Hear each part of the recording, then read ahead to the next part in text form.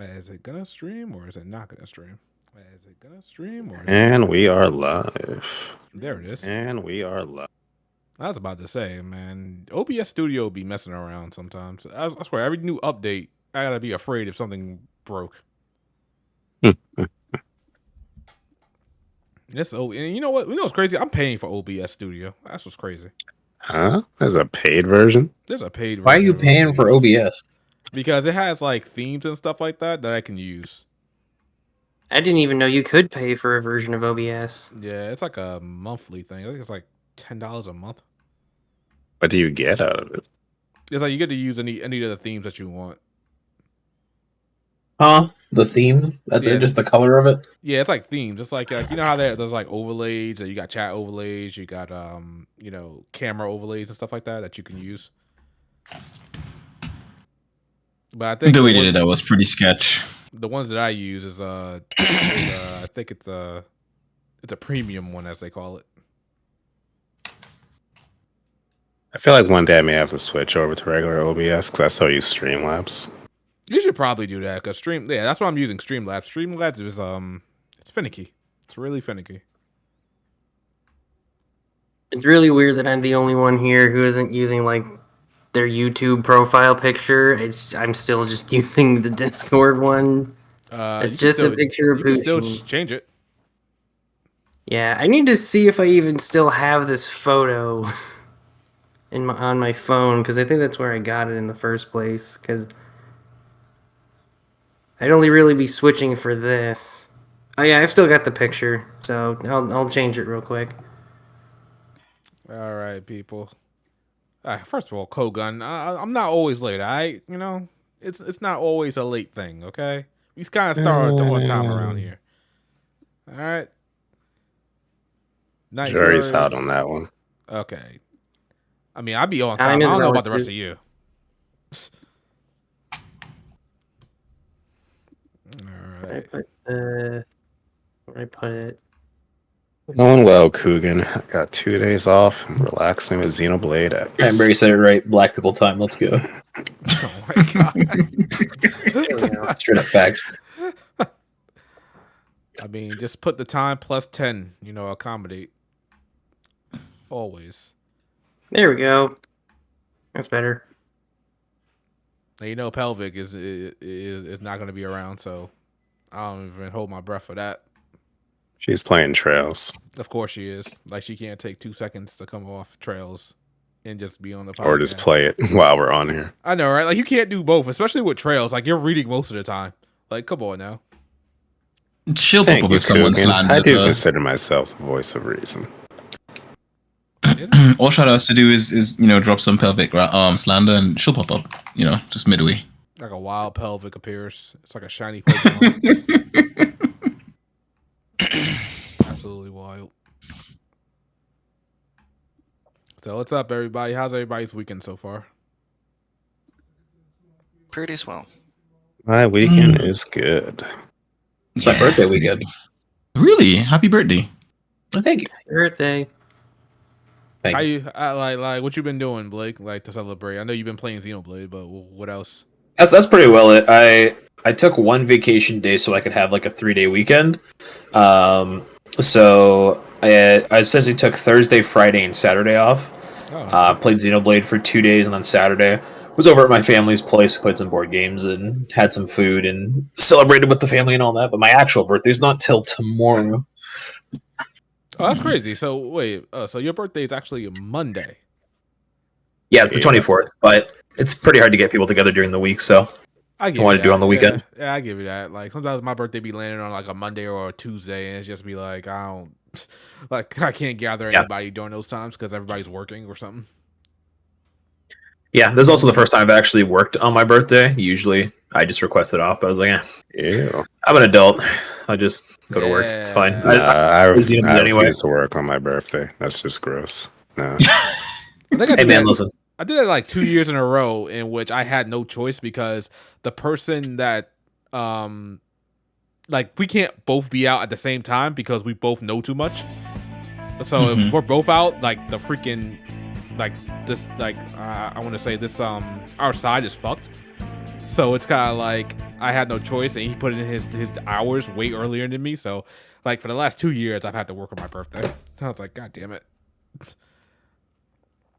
We also got have a super chat from super chat. Cranberry saying $50 super chat saying this is a present for West Town. Happy birthday! Thank you, Cranberry. I'll be sure to donate it to Shadow unwillingly.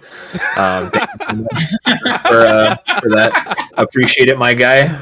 And thank you for all the birthday shoutouts. And Ace, no, you can't call me Blakey boy. I just had this conversation with Shadow. He's the only one. See what you started, Shadow?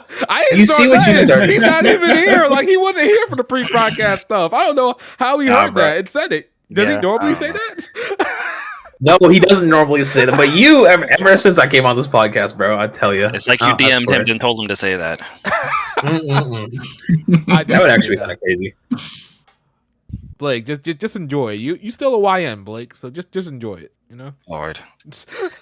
Whatever you say, man. Whatever you say. All right. Thank you, Cranberry, for the $50 super chat. I'll be sure to specially get that to Blake probably, maybe. We'll see. Emphasis on that. Elder Realist, what up? Dream Chaser, what up? Ace with the, controversial take. Chat. Oh man. All right, guys, let's get this started because I want to get you guys out of here. I want y'all to have a chance to enjoy the rest of y'all Sunday. I don't want to keep you guys that long. That sound fair? So nice of you. I think that sounds fair. I'm down. Seems all right. All right, guys, welcome to the HBMP JRPG podcast, episode 112. We're on Google Play, Spotify, Apple Podcasts, and whatever you listen to your podcasts on, we're probably on there as well.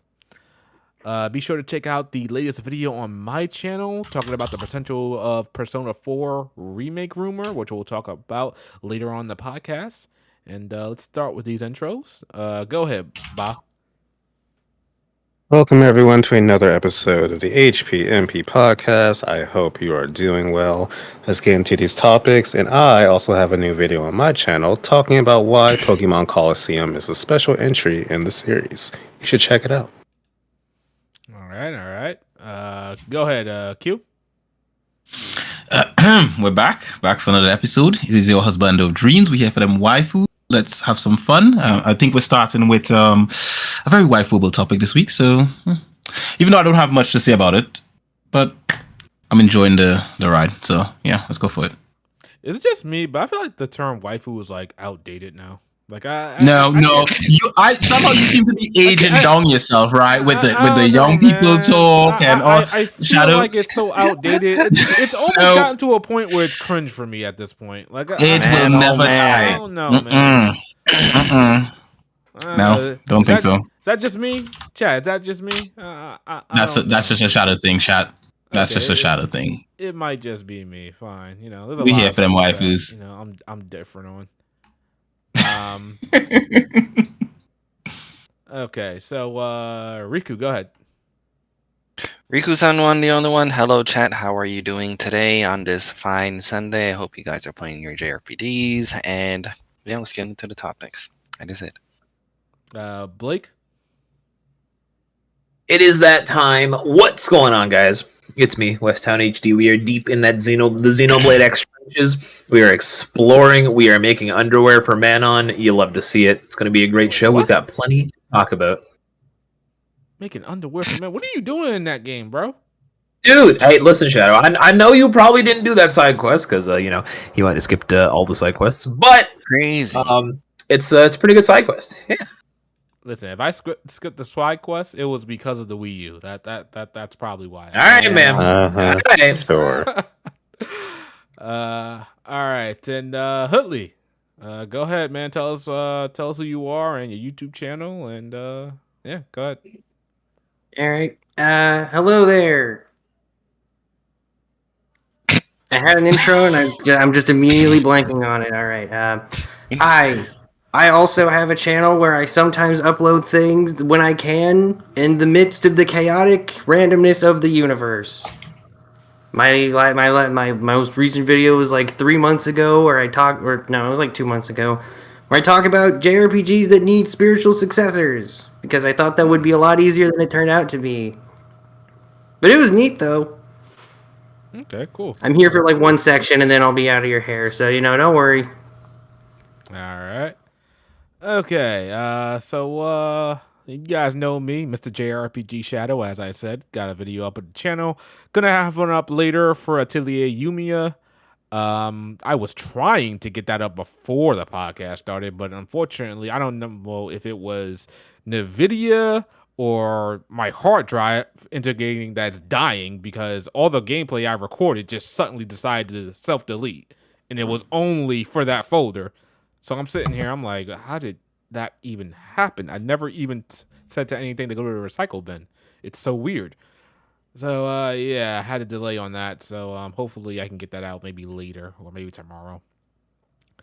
But, yeah, let's start this off. What's everybody playing? What's everybody currently playing? Riku, what are you playing, man? I'm still still playing the Trails Through Daybreak 2. I'm in the final chapter. You know how some of these final chapters are. They'll be like, oh, yeah, so we go ahead and talk to all of your characters, get some character bonding moments in before like the finale happen. You know that happened at the end of Daybreak 1. They're basically doing that at the end of Daybreak 2. Now they're throwing a whole bunch. You remember at the end of Cold Steel 1, the festival and a whole bunch of mini games and whatnot. Yeah, basically one of those moments. So I'm just taking my time. They've actually had some really fucking good ones in here. They're like, I was talking to my friend about it. Very surprised that some of these character bonding optional moments are optional because it's like there was some fucking series level lore related reveals in some of these character bonding things. They just throw out there, oh yeah, by the way, blase blase blah. Like, what the fuck? That just like makes you recontextualize certain parts of the lore that we've known for years, just thrown out there. I'm like, what the fuck? Anyway, it's great. I like it. I really want to know what your definition of taking your time is, honestly, with like Trails, because that sounds scary. Look, everything's Like fine. Riku, what's your play time? Don't worry about that, pal. What's your play time, Riku? Put the playtime up, man. Tell us. According to the PlayStation front page, it says 310 hours, but that is incorrect.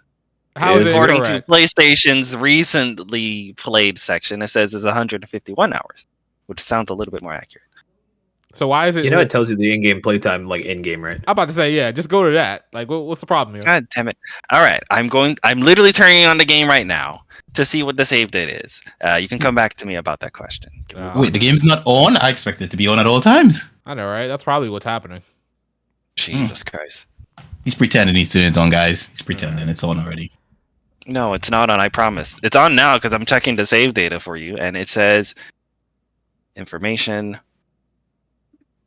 173 hours, 54 minutes, and 59 seconds. So 173. Okay, Happy? Is that fair enough? Is that? No, apparently not for a first playthrough of your average Trails game. Okay, I should be closer to the how long to beat, like everyone else, because I'm like everyone else. So what are you doing exactly in the game? Like, I don't understand Can this. What are you doing? do this right now? Can we do this right I'm now? fascinated by this. Are you really questioning Falcom's fineness on what I'm doing in a goddamn Trails game? Oh my god! You're not going to interrogate me right now, Brandon. I'm just saying, I don't think there's 200 hours of content in that game. Oh my god! Jesus. I'm a girl on the limb and assume that. Oh my god! Like You guys, you have to be understanding. Riku has to count every pixel, make sure that it's up to par. So that's what it seems like, man. Like he Don't counting judge every him. pixel. He looking at the word count. Like, bro, like exactly. All right. It's just wild that he stretches one Falcom game to the next, and they release like 6 months apart from each other. All right, Monkey Matter in the chat says Riku's Trails playtime for the life must be like over 2,000 hours. yeah, I'm pretty sure it's like double that. Because if you had like 500 hours in like Trails of Coast I don't 4 or have something. I don't have a Trails game that's over 500 hours, sir. The highest one is Reverie. It's 452. What the fuck? Okay, wait. All right, Reverie. Yeah, it's like Reverie. If you want to do literally everything in Reverie, that's a chonker. But didn't you say you didn't do everything and you still got to that time? Look, we can move on. Okay, next individual is up next, and Q. How's it going, Q? I'll move it on for you. How about that, Shadow? Bloody hell. Crazy. Q, what are you playing then? I've been spending time with my Steam Deck. Honestly, I haven't. I don't think I've invested as much time in using it as I probably should. That's why I sold mine. No. I think it's just. Yeah. Anyway, I've not invested as much time as I probably should. So I've found more reasons to play my Steam Deck. So I've just been I've been hopping on there and just picking up a few games that I have had for a while and some new ones, and just trying to see how they play. Strangely enough, I've gotten into God of War, and I really like how it plays on the Steam Deck. It's something I can play in bed, and just play a few minutes and then go to sleep, or a few hours depending on how I feel. But yeah, just trying to see if I can play a few more games on the Steam Deck and enjoy the handheld, and hopefully I can install some other games that I want to play on there. But yeah, that's pretty much it. I haven't really been playing. Oh, I've been playing Monster Hunter Rise. Not Rise. What's the other one? The new one. Wilds. World. The one that just came out. Wilds. I've been playing Wilds a bit. I'm not playing on the Steam Deck though, but it's been alright on the PC. Pretty okay. Can that game run on Steam Deck? Nah, I don't know. I don't think so. I don't think so. I would like to try, but I don't think it will. So let me know how that works out for you. But I'm pretty sure they confirmed it does not run. People have tried. Have you guys got it? I know last time you guys were saying you were having trouble with performance on the PC. Have you guys got it sorted out? Because we got it sorted out? Have they got it sorted out? It ain't well, you know what I mean. I mean, like, have they sorted out for you? Because for me it's still fine. But I just want to know if you guys have got it better. Because my copy still runs perfectly smooth. So I think there's something where either like they've really tailored it for my GPU, or I'm just lucky. I don't know. So you're lucky. Okay. Yeah, Blake. Steam Deck. Blake, what are you playing? What am I playing? Well, I'm going through Xenoblade. And I'm also dipping my toes into the latest and greatest controversial Assassin's Creed Ubisoft title.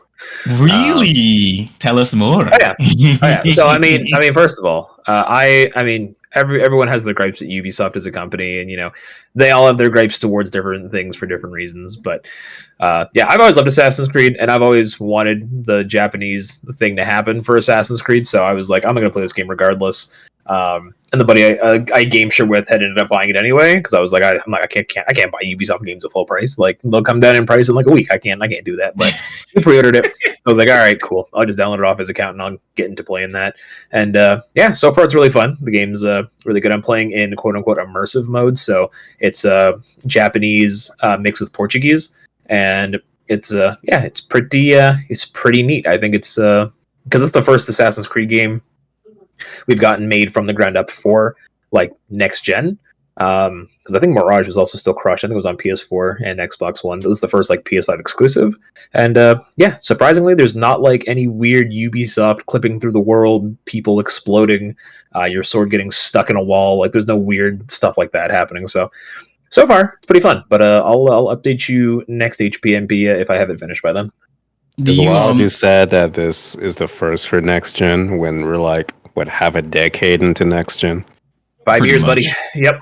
But here's a question, Blake. Right, so Assassin's Creed games have pretty much been like RPGs for a while now, with all the stuff you have to collect and all that kind of stuff. And this one being Japanese, do you consider it a JRPG for this year or no? No. Nah. No, I wouldn't classify it that. No, I don't say we would. I'm just saying for you, is it counting your JRPGs for the year? Because I mean, it is an RPG set in Japan. Wait, does Rise of the Ronin count as a JRPG then? Yeah, I think it is. No, it doesn't. It does. Okay. All right. Q's weird ass questions aside. Ba, what are you playing? I am also playing Xenoblade X. I'll of course talk about it when we get to our section about Xenoblade, but enjoying the game a lot.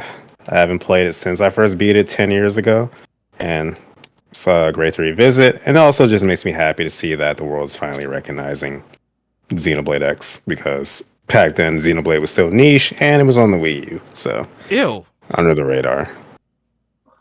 You're gonna stop slandering the poor Wii U. I swear to God, I have thought about buying one and then trashing it on cam. What? Yeah, I hate that thing. You guys don't understand how much I hate that thing. I think it's stupid. All right. It was Why? a good system. No, Eh, a good system. I say, think about it this way as well. The Wii U is going to end up being one of Nintendo's most like expensive Failures of consoles in the expensive? future because so little were made, and because you can do so much with it. You can emulate DS games flawlessly on it with the TV and the gamepad being the bottom screen. so what you're saying to us is buy a Wii U and just hold on to it. What I'm saying is that if you still have a Wii U, don't get rid of it because it'll be worth something, or you can get more use out of it in the future. You know what? You have All a right, buy point a Wii U, there, hold on but to it. I feel like I just want to get one just so I can destroy it anyway. And also keep in mind as well, a hacked Wii U can play GameCube discs. A Switch still can't. You know, I did all Wow. that stuff with my Wii U, and I still didn't care for it. Actually, I still have a hard drive dedicated to. You know what? Let me not, because Nintendo's probably gonna come after me. Wow. Hoodley, man, what are you playing? Well, Yumia, of course, as well as I'm trying to wrap up Lulua because I need to really finish that Arlen retrospective. Trying to get that out in May. That's gonna be a big undertaking. What else is there? Just like in the shelf that it's also here in the office. I've got like Wild Arms 2 going. I've got like Digital Devil Saga. I'm trying to finally get through Final Fantasy VII on my Switch. And today I bought what was it? I bought the digital version of the board game Root, which is unbelievably complicated. I don't know why. I Looks thought like you you're were- I was very thinking busy. Roots. I don't know. No, it is not. It is not like that Okay. in the slightest. Yeah, I'm just messing around. Yeah, you are very busy. trying to- He's out here. Yeah, I'm also trying to think of something that like to make a video of after the Arlen video, and it's just like, should I just go for Thousand Arms? That'd be funny. I heard good things about Thousand Arms. It's interesting. It has like a full-on English dub that's actually like competently done. And it's just like it's so strange to actually go back to and be like, this was published by Atlas, and it has the like dating sim mechanic that people like about Persona, but it came out before Persona started doing that. So it's just kind of weird to look back and be like, oh, maybe this is where they got the idea to do that. It's kind of interesting. All right. So for me, I recently finished Daybreak 1 finally after like what is it, Riku? A good year since it came out. It came out last year, right? I don't keep track of that series. Yes, last definitely. year. Yeah, Yeah. last year. Yeah, finally beat that. I'm gonna say when it got to the end, and let's just say when you went to Edith, I don't know why that game felt like it dragged so badly. Like after a certain point, it was just like, can we end this already? Or it felt good to end around this point, but we're still going. And Riku, I still don't agree with the final dungeon.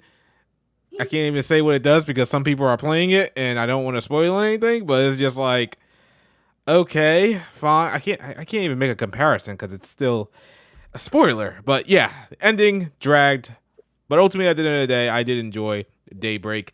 As I said in my post a couple of days back, I think I got more negatives to say about it than positives, but ultimately I did enjoy it. I will say it sounds kind of weird for me to say this. It's the weakest Trails game in my opinion. Like I rank it last. Like if I'm putting the Trails games in a ranking, I'm kind of putting that series last. Like, you know, there's the Sky, there's Azure and Zero, then there's Cold Steel. I'm kind of putting Daybreak at the bottom there. But who knows? That could That's change with wild. Daybreak too. It could change with Daybreak too. Maybe it gets in there somewhere. Not as an individual game. I'm talking about like the series. You mean the arcs? Yeah, the arcs. Yeah, exactly. Like the arcs as a whole. Yeah. I mean, you could probably say people probably felt that way about Cold Steel after they finished Cold Steel 1. You could possibly say that. Maybe. I don't think I remember. For me with Cold Steel 1, it took up until I got to Nord for the game to click. Up to that, I was pretty disinterested in the series. I thought it was pretty much the halfway point of the game, yeah. But you didn't play Sky, right? Huh? I don't know why you're harping on this all of a sudden. like this is new news. Play Crossbell, so there's that. Listen, the only reason I didn't play Sky is because y'all told me to start with Cold Steel. Is that true? No. Okay. I don't even remember. Okay. What do you mean? Like, You literally said Blake is not built for Sky, and I quote. Yeah, that doesn't mean you have to do like this other game. Play what you want. Interesting. Okay. As long as he tell you directly, yeah, you can start with Cold Steel. I don't really have a problem with that. So yeah, I'm also playing Atelier Yumia.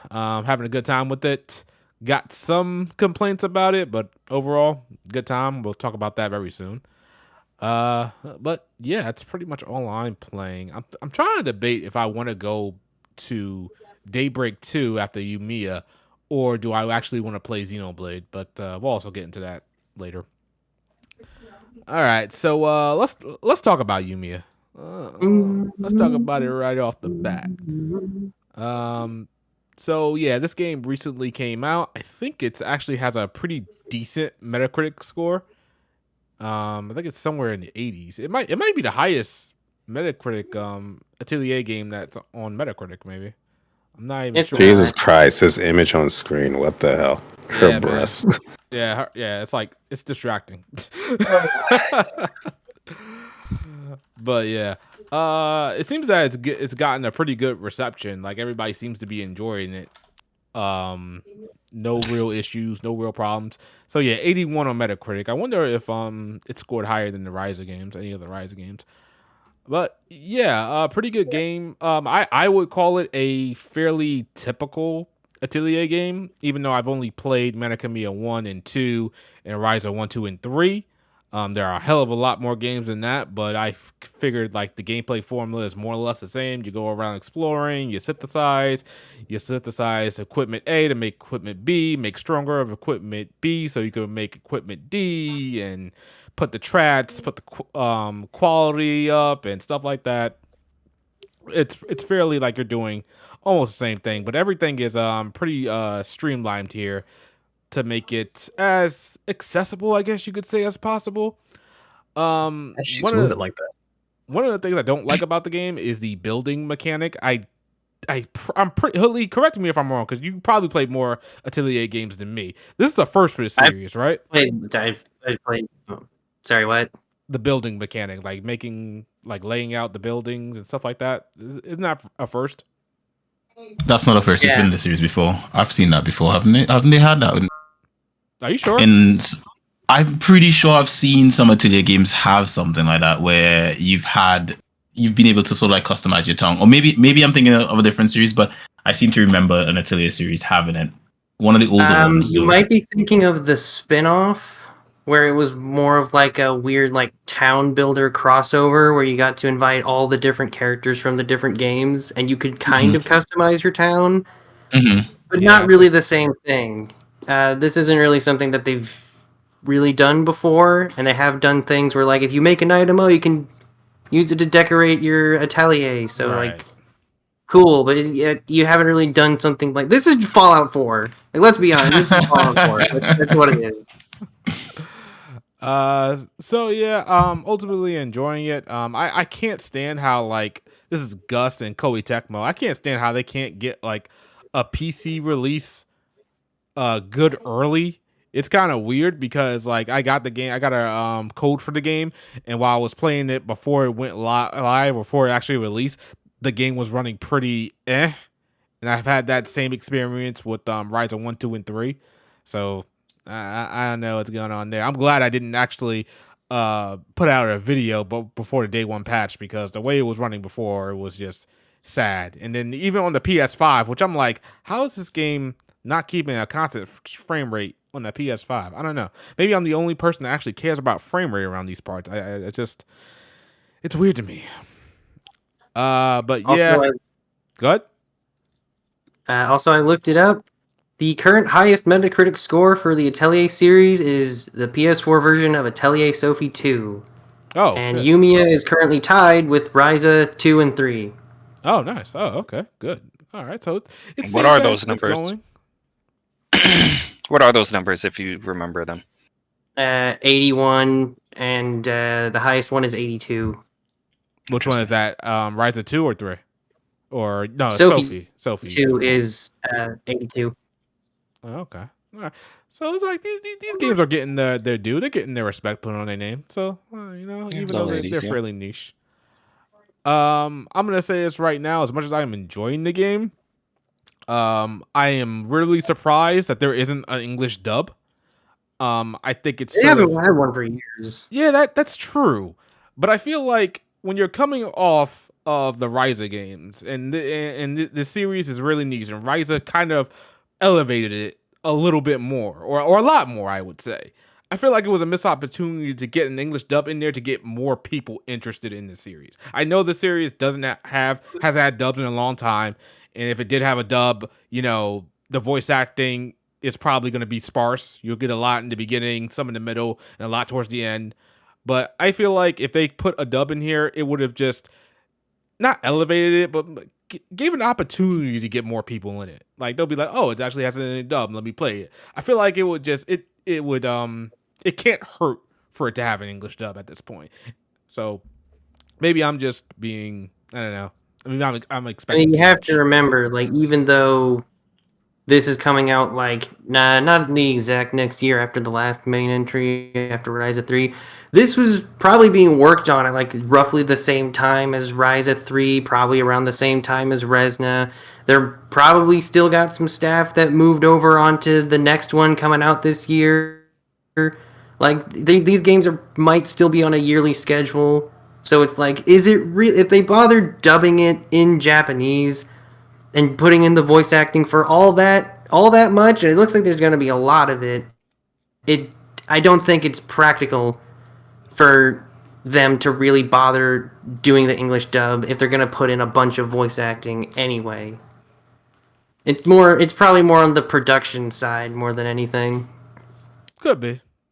I would have said that at least for this entry, you could have brought it back after Ryza. If Ryza wasn't that big of a deal, I would have said, okay, whatever. These games never have English dubs, but I feel like it only serves to benefit. But could be time constraints, could be production constraints. I don't know. Yeah, Hoodley, give us your thoughts overall on your time with the Yumia so far. All right. Also, for those of you who don't know, I guess I'm like the designated Atelier expert, sort of. I'm at least the best person on hand, I guess. I don't know. I played like 7 hours of it, and like even from the first trailers, I was like, something about this doesn't seem right. And as we got more trailers and more information, and we saw more about the story and the characters, and I looked at it and just thought, I don't know about this one. And then I finally got to play the demo, and then I played a little bit more of it, and it's just like, it's iffy for me. What's iffy about it? What's going on? More like specifically, what are you doubting here?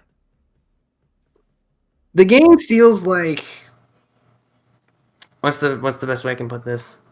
The game feels like it's the developers, or more specifically, I guess Koei Tecmo, or probably the higher ups at Gust, made it their mission statement to just try so very hard. And I don't mean that in the sense of like, oh, they're doing their best job, they're doing all they can to make this the best project possible. I mean in the sense of just like, oh, that's cute. You're doing all the things that like so many other games do, and homogenizing so much to the point where it feels like I could be playing several other games that offer the same thing but more refined because the staff behind them isn't the size of, a Gust development team. Like, the budget's bigger, they probably have more people working on this, but it also feels like they put stuff in here because, people want this because it's what people want in JRPGs now. People want this because it's what is in all the mainstream stuff. And some of it does work, and some of it, like the building mechanics, is just like, why is this here? Yep, I agree with that. Because you remembered Fallout 4 existed like a decade ago or something. Whenever that game came out, I didn't play Fallout 4, but it's just like, and then you get to the actual Atelier parts of this Atelier game, and it feels like when I was playing it, I got the strangest sense that this is like the modern equivalent to Atelier Iris. If anyone remembers that one. I didn't play that one though. Yeah. Atelier Iris was the first Atelier game that got released outside of Japan. And the thing that made it really weird was, instead of doing the thing that their series was known for, where it was more about slice of life and management and almost kind of being a counterpoint to the typical JRPGs that you saw in the mid to late 90s, they turned it into a very typical JRPG that you would see in the early 2000s. And as a result, you play it and it doesn't really feel that special. It feels very nondescript. And now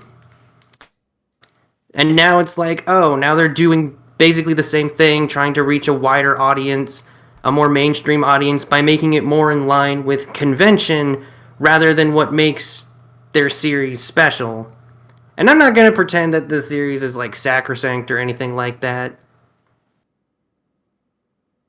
But it does come across like, wow, they're trying so hard to like just grab bits and bops off of everything they possibly can for things people like. Well, it's interesting that you say that, because there's always a niche game that might come out, and then one entry hits with a lot of people, and then you'll see the next entry try to be, again, appeal to more people and try to be mainstream. But isn't it like, I think there was an article that came out before, is that if Ryza didn't actually be as if Ryza failed, then they were done. They were done. So it's like, okay, we're glad Ryza came out, did its thing, and now they want to go even more outside of the people that normally know Ryza and get more mainstream people. So they're probably going to lose some type of version of themselves to make themselves, to get themselves more money, get more eyes on the project. Like, would you rather the series just end up stopping, dying, than reaching a mainstream audience and potentially losing what makes it special? No, I didn't say that. Because I get why they did it. Yeah, exactly. I'm just like, you definitely didn't say that, but it's like, would you rather that happen? Like, you losing what made the series special, or what makes the series unique, but on the off chance the series would still remain alive. Do you mind that, or do you just? No, I'd rather have them continue it. I'd rather have them continue it, even if they do have to cave more towards, I guess, convention and stuff like that, because it's like, I don't want Gus to shut down, know. Because like, even the bits in the game where it's like, oh, we still got the synthesis. They took out the cauldron, which is silly. And I don't like how her method of synthesis is dancing. Yeah, I don't like that either. I will give you that. I don't like why. Why does it need to be that? Okay. Yeah. It's just very, very strange. And also the synthesis itself is just like really kind of unwieldy, and it took me a little bit to figure out like how you actually make everything better, because it's like, oh, you basically have to do 3 different synthesis phases, and each of them requires more material than stuff did in previous games, but now they're like permanent equipment things that recharge the same way as your skills, or it's like armor or something like that, or it's like a usable thing, and it's just, I don't know. It took a little bit for me to realize like, oh, I need to envelop all the sparkles within the circles I'm making with the ingredients. That's how I'm supposed to improve everything. But then it's like, the traits you include don't really seem to matter all that much, because you get them with a completely separate item, and it feels like they're trying to add way too much to the one thing that is still, I don't know, it's just, it's just very, very strange. And also the synthesis itself is just like really kind of unwieldy, and it took me a little bit to figure out like how you actually make everything better, because it's like, oh, you basically have to do 3 different synthesis phases, and each of them requires more material than stuff did in previous games, but now they're like permanent equipment things that recharge the same way as your skills, or it's like a usable thing, and it's just, I don't know. It took a little bit for me to realize like, oh, I need to envelop all the sparkles within the circles I'm making with the ingredients. That's how I'm supposed to improve everything. But then it's like, the traits you include don't really seem to matter all that much, because you get them with a completely separate item, and it just, very much in line with what they've already done, and it's just kind of unwieldy in certain aspects. But it's like, I get why they're doing this. I get why it's like, oh, we have more exposure now. We can potentially appeal to a wider audience. We got a lot of sales. Let's give them more of a budget. The gacha game has probably got us quite a few whales over in Japan, which is weird pun considering that country's history with whaling, but you get the idea. So it's like, hey, let's make a big push to make this bigger and more conventional so that we can, make more sales. And they got more sales, which is good. Good for them. It's nice that the series is finally getting a main success, or more mainstream success. So it's like, yay for them.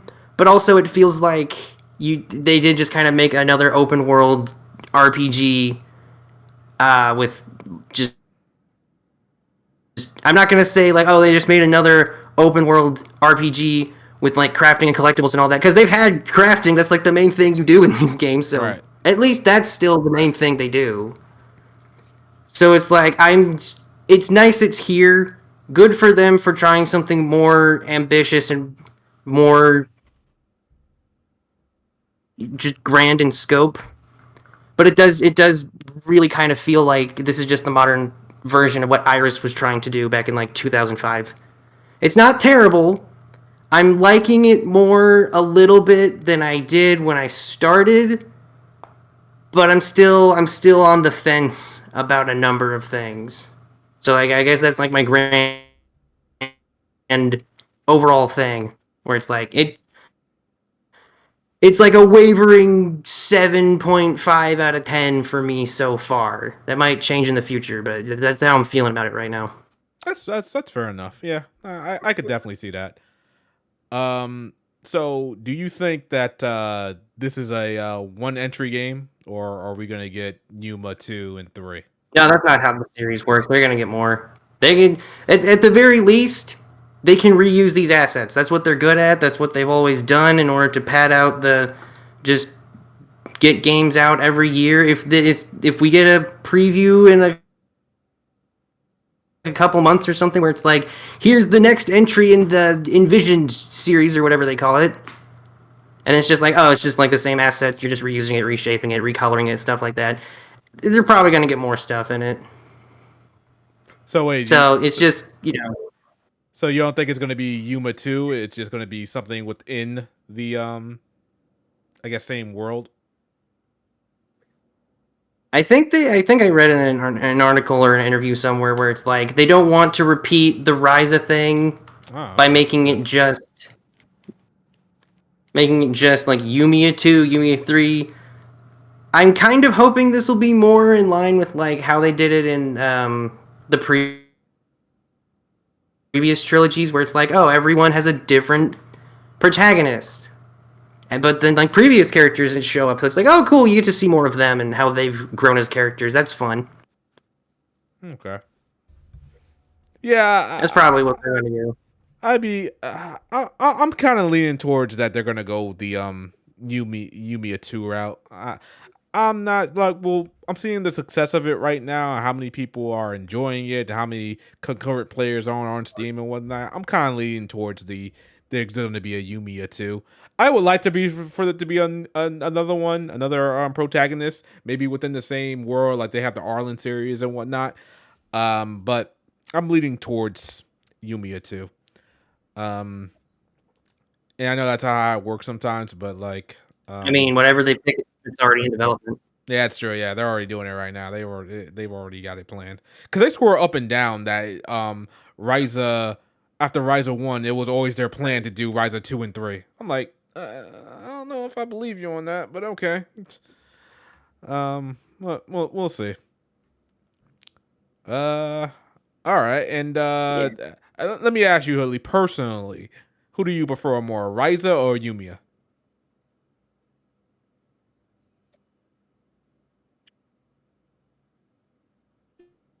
I can't tell if you're going in and out or you're talking, or... I like stuffed bird thing. I think it's just lagging a little bit. Yeah, he's lagging. I like Yumia's little step. Am I? My mic? Oh, can you hear me? Yeah, I can hear you now. Crap, is my mic? Okay. I still feel like you're not I'm coming through. gonna say, you know what? Crap! What's going on with my Shadow, internet? ask me ask me about my opinions on Yumia. What are your opinions on Yumia, Blake? I can't wait to see how they'll use this in the next Fairy Tail game. Yeah, because the Fairy Tail 2, Fairy Tail 2 pretty much used the Ryza 2 and 3 battle system. Yeah, pretty well. They're just gonna reskin Yumia and whenever they come up with the next game. It actually wasn't that bad. I played Fairy Tail 2 for a little bit. Fairy Tail 2 is way better than the first game. Yeah, I think I played it for maybe 30 minutes, and now it's well, this is definitely an improvement over the first game. All right, how's my mic sound now? Is it good now? Sounding good, pretty good now.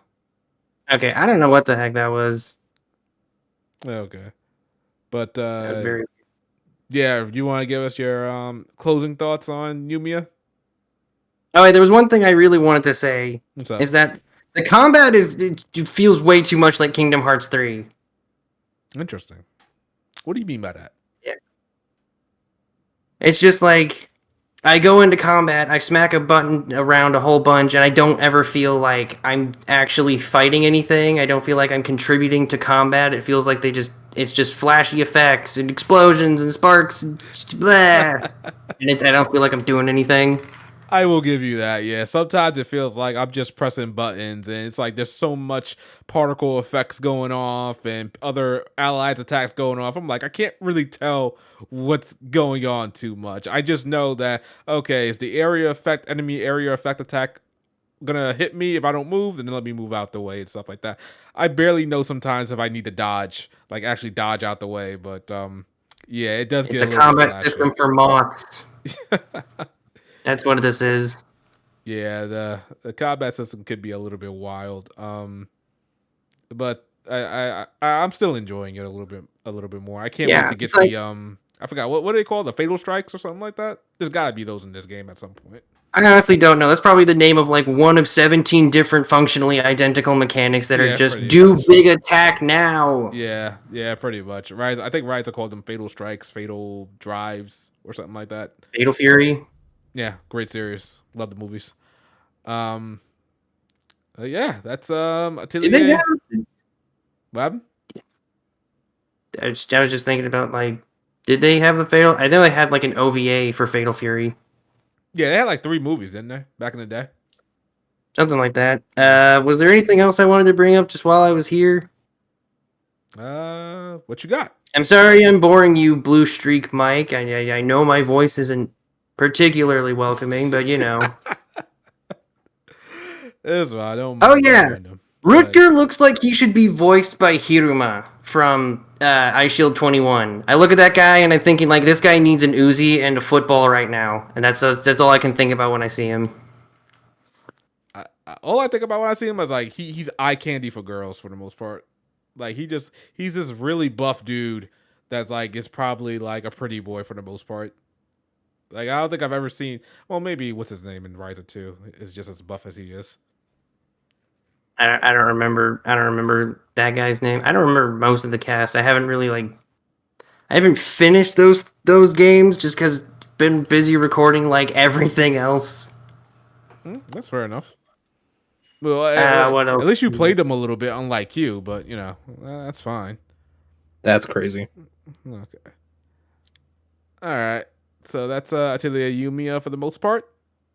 Thanks for dropping in and giving us your thoughts, man. Appreciate it. No problem. Thanks for having me. All right. Bye. I'll just get out of here now. Right. I'm just gonna. Okay, here we go. Bye.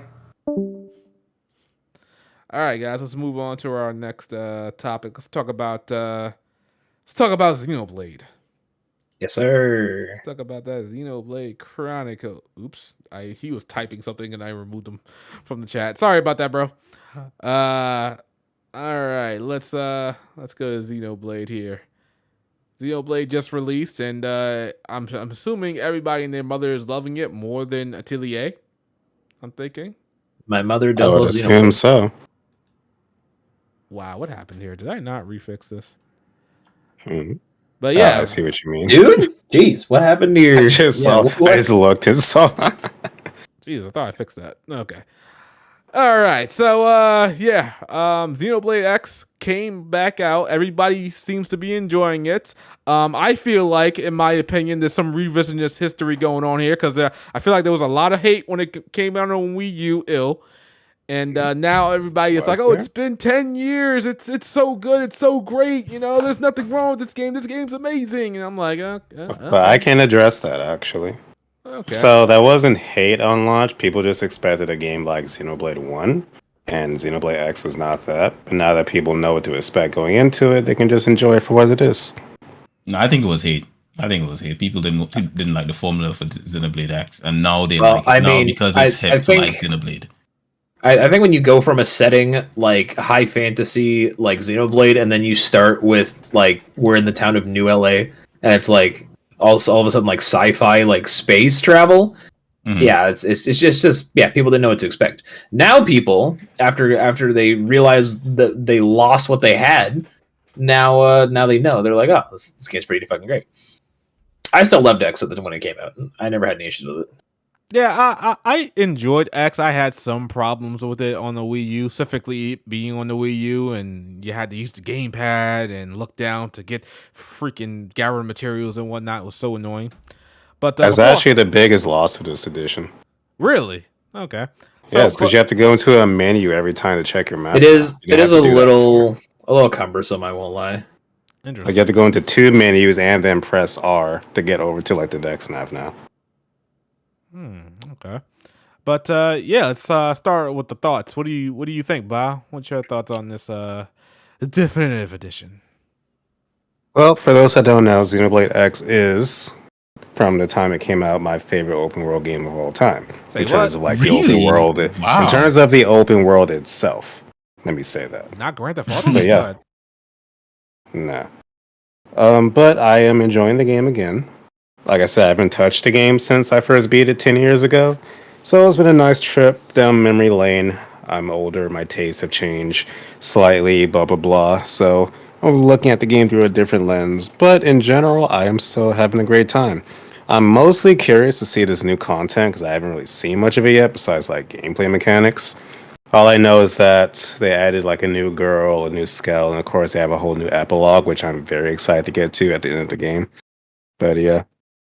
Also, in terms of the gameplay changes and quality of life stuff, the biggest one, in my opinion, is they added, I forgot the official name, but it's like quick arts or something you can do. So essentially, you know how Xenoblade is like a offline MMO, where once you do a move, it's on cooldown. Now you have a bar with a certain set of uses. You can instantly use a move again, even if it's on cooldown. You can do it up to like 3 or 4 times in a row. It really changes how battles flow. It's really cool. Quick recast. Thank you, Kevin. Yeah, it's kind of nuts. But yeah, the game's as good as it ever was. I'm enjoying myself. And also, like we were saying earlier, Xenoblade X, for those that don't know, is set up very differently than the first Xenoblade. Because it's not as focused heavily on the story, but like it still has a story, but it's not the focus. And it's more about the side quests and the characters. And if you go in with that mentality, you'll enjoy it. All right. Blake, what are your thoughts on Xenoblade Chronicles X? Yeah, so Xenoblade X is a game that I got for Christmas of, what was it, 2015, the year it came out. Xenoblade, like, I loved Smash 4 on my Wii U, but Xenoblade X was the first game where I was like, okay, now I feel like my purchase of the Wii U was validated. I loved it when it first came out, and I'm honestly surprised how much I forgot about the game. There's a lot of like side quests that are somewhat familiar, and there's like certain like plot points that I remember very vividly, but it's almost like I'm re-experiencing it almost again fully for the first time. And I'm now that I have a better understanding of how JRPGs function and they work, I'm finding that like I'm getting a lot more out of like the overdrive and doing different builds, building my arts a lot better. Because yeah, when I was first playing this one, I was like, how old would I have been? Probably like 16 when I was playing Xenoblade X for the first time. I was not optimizing as well as I could, and now I really feel like I'm able to do some crazy damage with some of the builds I'm making. Okay. Are we enjoying how it looks on the Switch, other than the Wii U, or are we finding a difference? I think besides the character models, it's mostly looks the I same. mean, it's been so long to me. This game has always just looked like this. Like, I haven't looked at like a comparison. I kind of agree. Yeah, it looks pretty similar, but I will say certain characters like Irina, like just the way the face models look so muddy, like on the original version. Like Irina, I was like, she's kind of, but in definitive, I'm like, damn, wait, Irina's kind of hot though. Wait, hold on. Like the way they clean up the faces, like the models in this are leaps and bounds above that of the original, and everyone got a nice little glow up. Okay. What about? I think they locked off like level progression to the story or something like that, or they stopped with Level progression's still there. It's still there. Okay. I think it was exploration. Not specifically exploration, but you need like something in the Wii version to progress. You need so I can confirm because I just did this. To get into chapter 5, you need to have explored 20% of Noctilum, or else they won't let you progress. Right. See, that's which if you're playing the game as like I guess you should, then it's not an issue. It's just 20% of the continent. But if you're Shadow Elite, Mister, I want to get through only the story and not enjoy the open world, that would be an issue. I mean, I want to enjoy the world at my own pace. Like I don't want the game telling me that, hey, you should just explore. Make sure you cover 30% of the map. And I'm just like, I don't want that. If your game and your world is awesome enough, I will do that by myself. Like if I feel so you say that, but 20% of one continent, sir. It's like 5 minutes running. How big is that continent, sir. though? How big is that continent, though? Noctilum is not that big. It's pretty big. All the areas. 20%, bro. That's not much. Nah. I'm gonna disagree with you on that one. Nah. I don't think I've ever actually. What the hell? Why is the chat now showing up on screen? Oh, that's my chat. Don't worry for my stream. Don't worry, continue. Yeah, I'm about to say, I'm like, how the freak is the chat showing up? But yeah, I'm not biggest fan of forced exploration. No matter how little it is, don't force me to explore to progress the story. I'm just not like that. I'm not built that way. So, would you have preferred if they just stuck the quests for the story at the end of the map and made you run to them instead? That is the alternative. I guess if it's like if it's like in a straight line, like just going from point A to point B, then yeah, that I would prefer that. Like you're forcing me to. I don't think you know how much running that would be for you. That'd be fine. I mean, like let's put it like this. You know how in Persona 3, the end of the game has you go to like the top floor of Tartarus. Right. That's like the equivalent of you not exploring Tartarus at all. Getting to the end, the game is like, all right, it takes place at the end of Tartarus, and you're like, wait, I have to climb all these floors. Yeah, but that's pretty much the. But in between, you still get like story beats and whatnot going on. It's not like you're going straight up to the primary floor to Tartarus or anything like that. You're still getting story beats in between, which I'm sure that they wouldn't actually just do. Oh, you got to go from one side of the map to the other side of the map to progress the story. You would have story beats in between. That's what I rather. So like prefer. Old School House from Cold Steel 1. Right. Where did he come from? I don't know. I do make a good example though. You said story beats per progressing through a little side dungeon. Cold Steel 1, Old School House did that pretty well. You gotta bring it back to Trails. But you don't get that. Yes, I do. Though. Like at most in Tartarus, you get like hints to like a plot reveal. Well, you have to. Well, isn't in Tartarus you go to the 10th floor, whatever floor it is. I'm sure it's not 10th floor, every 10th floor. It's like every 20, whatever, it varies. But it's like that's optional. You don't have to. But you have to leave sometimes in order you have to progress, right? And progress in the story to whatever the calendar date is before you do anything else. Like you don't have to explore Tartarus in Persona 3 at all. Besides like the beginning of the game, you don't need to. It's just you'd be crazy not to.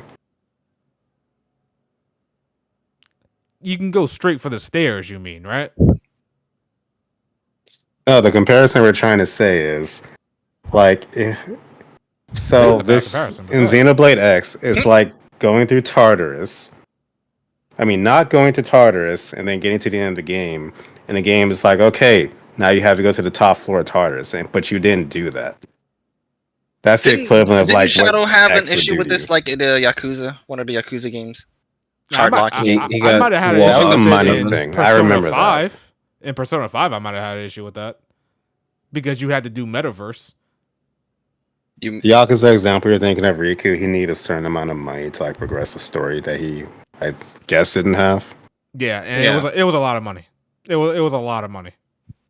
And I think but you know what? I'll say I'm the odd man out of there because everybody that I've come into contact with for the most part, they all said they had the money. I was like, I don't know. It was my first Yakuza game, so I don't know if I did something wrong. But I think another person also sorry that was absorbed an amount. But hey, it is what it is. This was my first Yakuza game, so I'll concede and say maybe I did something wrong. You know, it's funny, Shadow. I just got the perfect example of why that would be a bad idea. Because I'm playing X right now. I just got a side quest that needs me to travel through 2 continents I haven't been to yet. Okay. Imagine if the main game did this to you. That's why they make you explore. Imagine if the game what? See, all he focused on was the Imagine word if the side main- quest. Imagine if the main story did this to you. That's what you would have experienced if the game didn't make you explore. It would make me what? Do a side quest that I have to No, explore 2 regions? Like, what do you mean? I'm sorry. I'm saying I got a quest, Okay. and it's making me travel to 2 regions to do it. If this was a main story point in the original version of Xenoblade X, and they didn't make you explore, you would have to yourself travel through all that to get to the next part of the story, without any fast travel points or anything.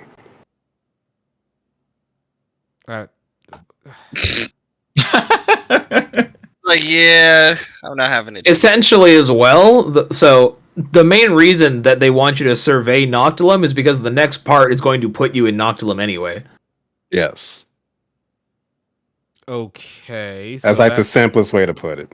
Okay, but if the main story is gonna put me in that position anyway, can't it just like do like a normal game? Like I'm playing right now. I'm playing Atelier Yumia, and it's telling me, okay, you need to go to this certain place right here, and I'm like, okay, I can just go straight for that certain place right now. In Xenoblade, it's saying, okay, first explore all this around the certain place, and then you can explore the main story. That's what I don't like doing. It's an open world, though. You have to reach that point. Remember, you're starting at your little base in New LA. You have to venture out into the world, like further and further. Yeah, I can understand that it's part of the story. That it makes sense that it's part of the story. Like we're trying to survey the area. I just don't like locking me off at any time. If I feel like progressing, I'm gonna progress. If I feel like going around doing side quests, I'll go around and do side quests. Don't force me to do anything. That's what I don't like. But the point is, it's so little progression. Like, how did you not have that already? No, it's not that little progression. I don't believe that. I'll play the game myself, and I'll come Look back. forward. I'll come back to you and confirm that myself. I'm not going to concede on that. No, I don't think it's a little bit of progression at all. I think given how big the areas are, how much you have to travel around them, and how many landmarks you got to hit and stuff like that. No, I don't think it's that little. It could be. I haven't played the game in 10 years. You know what? Maybe. My map is open now. It is a little segment. It's like 5 minutes of running.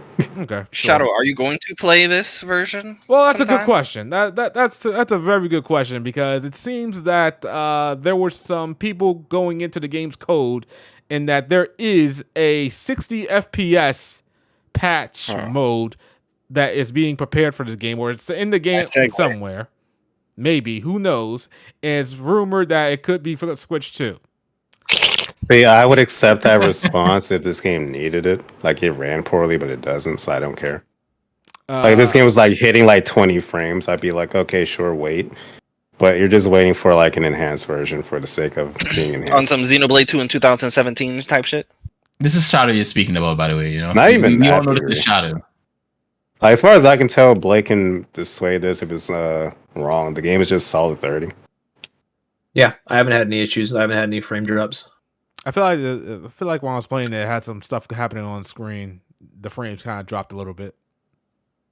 just for a second. On the Switch version? Yeah. Wasn't really. I'm not I've heard some people are reporting that the barracks will start lagging if you leave your game open for longer than like 28 hours. Okay, so that's a. But all you have to do is just close the game and reopen it. So. Okay, but you guys are saying that it runs perfectly at 30. It's like, well, if there's an opportunity to run at 60, I'm gonna take it. Well, see, that's the thing, though. So now let me paint you a picture. Okay, we get the Nintendo Direct next month. Okay, they announce the date of it. They don't talk about enhancements or Xenoblade specifically. You played Xenoblade on your Switch too. All of a sudden, it doesn't have the enhancements, and Sky Remake's coming out, and GTA 6 is coming out. Other games are coming out, and then all of a sudden, you don't want to play Xenoblade X anymore. Because your window was gone. That's an excellent. The main reason I'm playing X right now is because I have the window to, and I have time right now to play X, whereas once like May hits like into the summer, like it's just gonna be big release after big release. So I want to try and get it out of the way as soon as I could. You're talking about for Shadow's case, right? Yeah, I'm just saying that right now is a good time to play it, and if you end up waiting for something that isn't promised, that might not happen, then you're just gonna. I think that will sour your experience even playing it on the Switch too if it still runs at 30 FPS. Yeah, that's true. Good point. I can already hear Shadow now. I bought this new expensive ass Nintendo console, and it can't hit 60 frames per second. Console. It's got no OLED screen. It's got no 4K resolution, and it's not running this dick ass Wii U bum ass game at 60 fucking frames per second. I think what would happen for me if we heard confirmed that it won't have any sort of enhancements if you played it on the Switch 2, then I probably would just as soon as I get that announcement, I'll just buy it for my Switch and play it there. Well, and I mean, are they going to tell you that out front? Are they going to say we're not enhancing this game? Because I don't know if Nintendo wants to market that or say that. I'm not. I think what Riku, you're not buying your Switch 2 day one, yeah, correct? You're just gonna wait to see. Yeah, I am not buying my Switch 2 day one. Exactly. So I think it's like wait to see what other people say and then go for it. And there, as far as I know, there is not anything on the Switch 2 that it could possibly come out with for me to want to get it. So my reasoning to get a Switch 2 was for, the enhancements for the Xenoblade X, if that were the case. But there may be something in the future for the Switch 2 that I could see myself buying. So I know I'll have a Switch 2 inevitably. But as of this year, yeah, I would just buy it on my Switch, play it there, and then keep it moving. So it wouldn't bother me if it came either way or not. But yeah, it's just how quickly am I going to get the Switch 2? It all depends on that. Because let's keep it real. Like I said, my Switch 1 has been my Xenoblade machine, and rightfully so. When people are bragging about you could play every Xenoblade on one platform. Yeah, you're bragging about it. Great. That's exactly what I'm going to use it for. Xenoblade is a great franchise, and if you're saying there's one place the best place to play it is all on the Switch, then alrighty then. I mean, is it really though? I mean, what the Wii U is, Shadow? Is it really? Actually, the 3DS is the best place to play Xenoblade. I mean, I'm gonna say this. I played Xenoblade 3 on a certain other platform. And we all know. Okay, how about this? When you see Xenoblade running at 60, it's something different, bro. Right, it's something different. I'm just because motherfuckers like Shadow always gotta have some sort of back entry. Let me rephrase what I said. As far as playing the Xenoblade games officially, the best place to play them is on your Nintendo Switch. And that is fact. Someone called you a PC terrorist. That's crazy.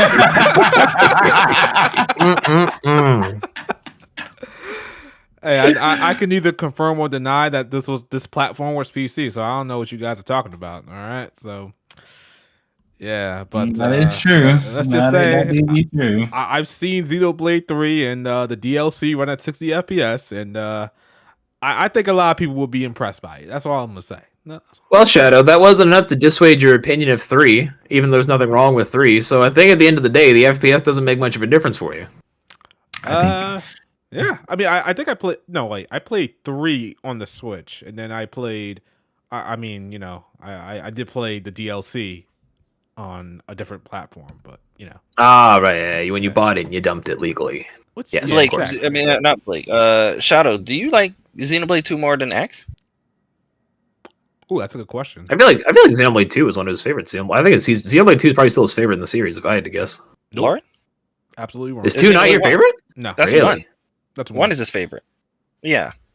Good man. Okay. So wait. My opinion What is is your wrong. current rank? What is your current ranking for the Xenoblade? So Xenoblade is at number 1. 2, X, 3. 3 Oh, at wow. the bottom is insane. At the bottom, wow. Yeah. Absolutely insane. Okay, That's hold very- on. You say Now, something with his chest? Yeah. Well, huh? hold on though. Now rank all the Xenoblade games, and now include Torna and Future Redeemed. All right. So how do you rank them then? Future Redeemed. If you number put one. Future Redeemed at the bottom, I swear to God. Future No, Redeemed number 1. That's the Xenoblade 3 DLC, right? Yeah. Yeah. That's number 1. Okay. Well, that's at least part of 3, so I guess we can let it slide. Yeah. That's weird. At the then- very top. Yeah, Alright. then you can go 1, 2, Torna, X3. Jesus. Okay. That's wild. Someone said Shadow's playing Xenoblade 3 on his iPhone at 60 FPS. It's wild. Lord. These new iPhones do be kind of strengthful. Hey man, they cost like $1,200, so they better be able to run something. So Well, I mean, if they running Genshin Impact and Zenless Zone Zero and Nikkei and all these crazy ass games, yeah, I guess. Nikkei, shout out to Nikkei, one of the best things out there. But yeah, Xenoblade X. What else we got to say about it? Yeah, we talked about the 60 FPS. Do we think? Do we actually think they're gonna go back and enhance the other ones if the Switch 2 comes out? No. I 60 frames per don't- second, I guess. I don't know. I think they It's will. probably easy to patch it and like let some. Well, I mean, we said the same thing with PlayStation. Like, oh, they'll unlock the FPS in Bloodborne, and we're 5 years in, and that still hasn't happened. So, Oh, didn't they do that in Bloodborne? They took it down. no, if you have a hacked PS5 or PS4 emulator, then you can run it at 60 FPS. But there's no official way to do it right now. I feel like 2 is probably the only game that really needs it, specifically with the resolution. Because I do love 2, but yeah, the resolution does get a little melty at times. I'm a little bit mad about the disrespect you guys sometimes give to. I feel like I'm the only one that thinks it's consistently good for the most part. Performance issues aside. I mean, My it's issue with just 2 Rex, isn't it? kind of boils The voice down to the direction. voice direction. Because like Mhm. every scene that should have been impactful was just not to me because of the voices, I'll give you that. which is really a shame. Yeah, everyone's like played on Japanese. I mean, at the end of the day, I still wouldn't say I dislike 2. I still love 2. Okay. I love all the for Xenoblade sure. games. It's just like I enjoy on the totem pole. It's just. I mean, now that X is out, 2 is the next one for me to replay because I've played 1 again. I played But- 3 when it came out. So I wait, played wait a X, minute. playing I X also again. want to replay too. So wait a minute. I think for everybody, even though we're not saying it's a bad game, for everybody else, it's on the lower end, isn't it? Isn't it like the last game, like it's ranked last on everybody's list? What's ranked last? What, 3 or 2? Xenoblade 2. 2. I found that people Yeah, that start with two's not awesome. Xenoblade 2 rank it as their favorite, which is a lot of people. But what about you I would guys? say- though? To me, it would 2 be is 1, my 2, least 3. favorite. Okay. No, it'll be 1, 2, 3 for me. That'll be my ranking. I actually liked Torna more than 2, which is crazy to say, but I did love Torna. That's actually not that crazy. I know a ton of people that also feel that way. Okay. But actually, I would say probably Future Connected, the Xenoblade 1 like epilogue. If we count that separately, that is at the bottom of my Xenoblade tier Yeah. list. Why are we counting that Yeah, separately? thanks. It's pretty much it's DLC. You can't count it separately. Well, we Count count it as- Torna separately. Corner can be bought on its own, actually. You don't have to play 2. So Really? it should be counted separate, yeah. Had a Put it physical release, together. which is pretty cool. I got them For me, together, so for me it seemed like it was one. I'm actually. I feel like depending on the day, 3 might be my number 1. Really? Actually, I think Also this new respectful. expansion for X is the first thing you have to play to the main story for, in terms of like expansions for Xenoblade. That is true. All right. Which makes me very curious. Okay. I thought there was some revisionist history going on with Xenoblade 2. Like, oh, it's trash now. I'm like, it's good. It's Hey, fine. man. Barring some voice Hey man, acting. you saw all the people popping off when Mythra and Pyra got into Smash. That was only like 2 years ago, 2 or 3 years ago. Oh, absolutely. Too bad you'll never see designs like Mythra and Pyra again in the Xenoblade series. So Hey, you don't know that's that. fun. No, I'm pretty You sure. know that. You see the new character next. I mean, oh, you mean specifically with Pyra's whole fucking clitoris there? That's what you mean. Wow. Oh, what? What was that happening? What outfit are you looking at? I Are see you looking you, at fan Shadow. art? Like, what's He going was on reading here? between the lines. Like, what are you- Mm-hmm. Oh my god. Never be any allegations, huh, Shadow? And that's the reason why 3 is so low for me. You know, they censor that shit, and you know Here about we that go. censorship life. I just felt- 2 is better. Just ultimately at the end of the day, I felt like for that particular aspect of 3, they overcorrected. That 100%. Uni still had a fucking dump truck of an ass. That's all I needed. Mm. What do you consider a dump truck? You know, I'm not even gonna get into that. All right. So we all agreeing that X is a great game. Everybody should go play it. Great. Still looking forward to it. There's Never only played the original. Just know what you're getting into. Just don't expect a grand story on the scale of 1, 2, and 3. And also, don't try and crit path the story because first of all the party members in this game, like Side most quests. of them, if not all of them, are all they're all missable. If you don't do the absolutely. affinity quest to get them, you're not getting them. That's right. And they all have they all have good crazy parts of the story too. So it's make sure you're doing the side quests, and even then side quests are the best way to level up. And usually for the main story missions, they have levels you have to be at in order to progress essentially. So isn't that So you're Also, saying make sure I forgot to have a say- guide ready to go when you play it. a guide, just fucking play the game. You don't No, need the a game guide. just tells you. Yeah, what but you it said they're is. missable. So like, what if you missed it? No, they It's have like, a- well, they if have you a- feel good a guide, you There's would- a new thing now where they show you like what quest gives you the party member on the screen. Okay. It's like it's a list of the party members blanked out, and there's a thing that says do this quest, and you can just look for the quest in the city. That's it. So you can't really miss it. You just have to look for I mean, it. you can can if avoid you it, still ignored it, essentially. but Yeah, if you ignore it's not it. hidden away. Yeah, it's from not you, is what hidden. you're saying. Yeah. Yes. Okay. Also, I wanted to point out that I considered X the best gameplay in the series until 3 came along, and I'm remembering why. It's really good. So is the Tales of Graces F4 Xenoblade games? I mean, I just said that 3 is better, so I can't call it that anymore. But it was. Yeah, about the Yes, question it though, was. like with regards to these quests though, like you can see that you have to do the quest to get a character, but does advancing the story mean that they disappear if you skip a certain section? They don't Or- disappear. No, they don't. So you can always go for them whenever you want, essentially. Yes. As long as you meet the level requirement And for the side When, quest. when I said missable, I more so meant if you just go and roll credits, yeah, you're gonna miss the character.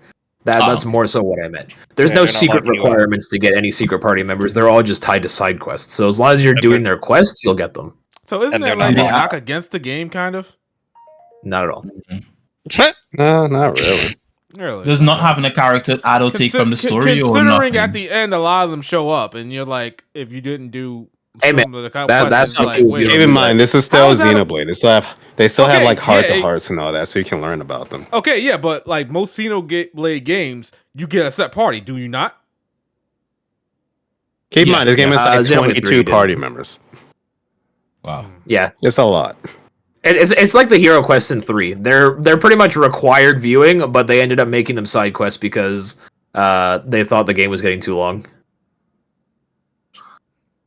All right, That's a good way to describe it, like the heroes in 3. which are not that great. The Lord? Okay. What? Whoa, calm Yeah, that's down. right. Yeah, not as great. Not What as is great this as nigga's problem, bro? What's it called? Blades and Xenoblade 2. Yeah, they're not that great. Yeah. In comparison, no, but- they're not. Wait, Xenoblade you talking about story arc wise? No, not really. Talk about just characters in general. Okay, well, I guess if you're talking about characters, there's a debate to be had there. But I think This boy is Story mad that there was arc-wise? no bunny arcing No. backs. there's Nah. definitely those hero side quests were definitely better written than. Oh yeah. stuff. I agree with that. Yeah, but I'm just talking about like you don't get no extra stuff like Cosmos or Telos. You don't get nothing like that in Xenoblade 3. What happened there? I don't know. I'm just saying. Let's not sit here and pretend like everybody and their grandma had Cosmos. See, you say that, but the DLC for 3 actually does give you past characters, but I won't get into that. What characters? I just said I won't get into that. Spoilers. How's it spoilers? How's it spoilers? He's talking about People Future haven't Redeemed. played it yet. Future Redeemed. Also, people being Riku. DLC. Riku hasn't played it You yet. talking about Future Redeemed? Okay, whatever. Yeah, if you beat Future Redeemed, you get characters from that in the main game. Shadow was ready, man. He was like, "What characters? I'm ready. Let's go." I'm just saying, it was a lot more entertaining in Xenoblade 2. But Yeah, but they were attached to Gotcha Shadow, so that kind of evens it out, don't you think? I will give you that, 100%. Man, I remember Shadow farming for Cosmos. I remember Battle farming for Cosmos. Did either of you get him? Get him? Yeah, it Each took of them I forever. didn't. It took forever. Like it's so. That's okay. That's one of the things. You know what? Now that I'm thinking about it, I might have to put Xenoblade 2 a little bit lower. Lord. And what? So That remake shit was Xenoblade 2 with stupid. without the core crystals and get rid of all the commons. you- and wait, only you- have the rares and But you ultra forgot rares. about the gotcha shit I forgot when about you were that when shit. you were. Wait, let me. Okay, see now I gotta ask you.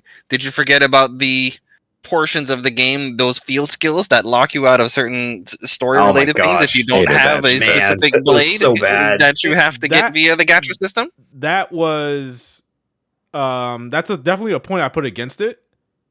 But it doesn't raise it. But it doesn't lower its ranking. Yeah, for me, no, it doesn't Okay. really do it. Like it's definitely a Well, point. it did for me. If I'm objectively judging the game, that's stupid. But I don't really, I didn't really care too much for it. How many places were there? There was only one part that I felt that I had a There's four. mandatory. You had to have a There's blade four. for. There's 4, There's 4. and they all, there's and they were all optional. Like you had to roll for them. Yeah.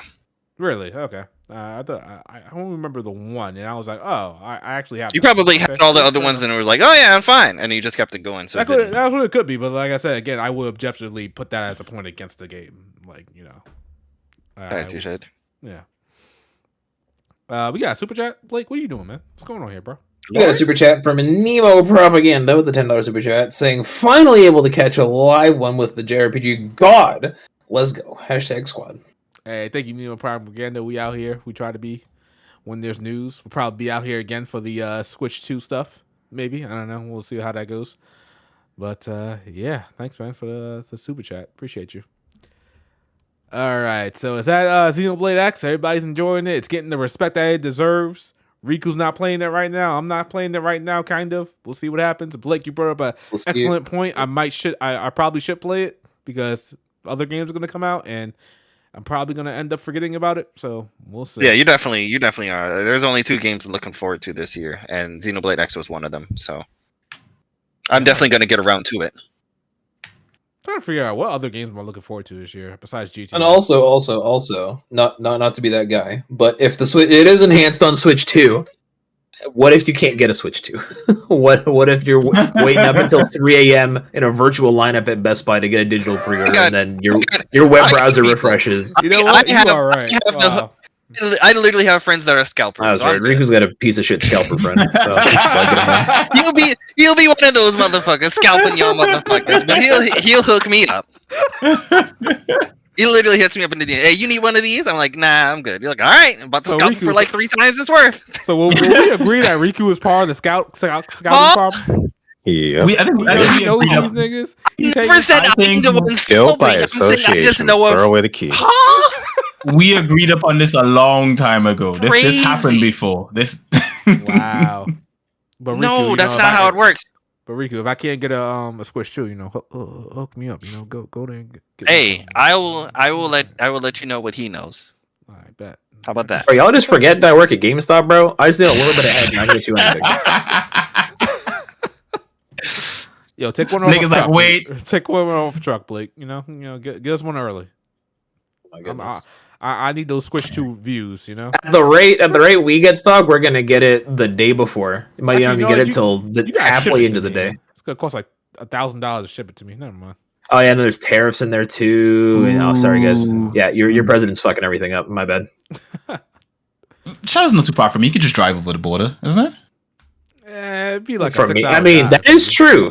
He literally could. I made that drive down to Boston Last you year. did? Oh shit. Well, I mean, I was in Salem, but it was close enough. Oh, okay. All right. Let's move on to our next topic here. Let's talk about the potential of a Persona 4 remake. It would seem that the domain name for p4re.jp was registered, and something similar happened with Persona 3. They registered a website, and then a couple of months later, Persona 3 Reload was announced. How strong do we think this is a possibility that? Oh, it's happening. Oh, really? We all I think it was just a matter of time. They got a new engine for Persona 3. Persona 4 was originally made on the Persona 3 engine. Just seemed like logical sense to me. And P4 is the only game without a modern remake, so... Well, besides I'm one about to say, and two, what? but they don't exist. There's no 1 and 2 in Boss Sensei. I'm about to say, I'm pretty sure Persona has a 1 and 2. I'm not sure. But yeah, it seems that people are a little bit, there's some discourse here about it. People are like, why is this Persona 4 need a remake? We got Golden. Golden is great. Or, where's Persona 6? Or, where's Persona 1 and 2 remakes? What's going on there? Why does Persona 4 need one? So overall, what do you guys think of this potential announcement? Man, I'm just cool with it. Like I said, it's expected. P4 is the only game without a modern remake. I think might as well make it so you have the trifecta of 3, 4, and 5 looking sexy in HD and all that. Plus, I'm down for a revisit of P4. It's been a year since I played it. Hasn't been since the Vita, since I played it, actually. Yeah, same for me for the most part, yeah. So everybody else, Riku, Blake, you guys gonna jump on this? Are you excited for this potential announcement? So I still haven't. I mean, I own Golden on PC. I just haven't gotten around to playing it just yet. When I played through Persona 4 originally, I only got as far as, what was it, Mitsuo's dungeon? Right. That was as far.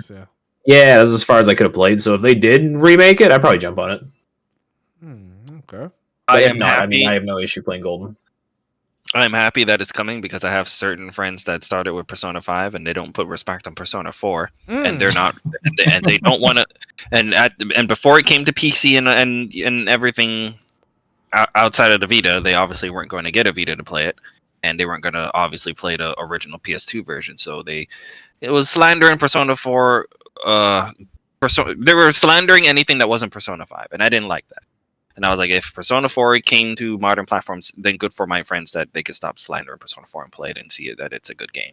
But for me, I feel like I'll pass. I will respectfully pass on Persona 4 Remake, but I'm happy that it exists and it's coming. Wow. Q, what about you? For me personally, like I played on Vita, I've played it on PC, and having a Steam Deck, I see no reason for me to want to play it again. Because I can't see what a remake is going to bring other than slightly better visuals. Because Persona 4 doesn't look bad. Like slightly better visuals. Like slightly is a stretch. keep in mind, Persona 4, the jump from Persona 3 to not I should say sorry, not Persona 3, but Persona 3 Portable, which was the only one version you could play unless you had a PS2 or something on emulator. The jump from that to Persona 3, the remake, is huge. It makes sense, right? But with Persona 4 Golden, the game looks good still. Like the gameplay on screen, you can see it still looks good enough. They look. I think you need to see P3 Reload again, sir. Yeah, I still think I still think for me personally, that's just a personal thing because of I played it on the Vita and just playing it on PC, especially having a Steam Deck. On a Steam Deck screen, playing this, it still looks great to me. I think they would have to put some really interesting quality of life stuff, or maybe some new characters, or maybe some DLC, something in there to make me think, yeah, of course, this makes sense. But as it stands right now, I understand that, like what Riku said with regards to some people who maybe didn't care to play it before, this is great for them.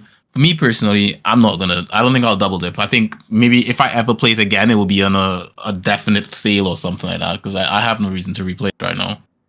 Interesting. Yeah, it's definitely for the people that have not played Persona 4 ever, or have not played Persona 4 in a long time. And by in a long time, I mean at least almost over 10 years. Yeah, it's been a minute. Like I feel like I still how feel long it's is it? It's almost 20 years since like the original PS2 version, isn't it? Don't tell me that. 2008 is when it came out. Oh, it's good. Jesus 2008. Christ, Okay, no. so, yeah.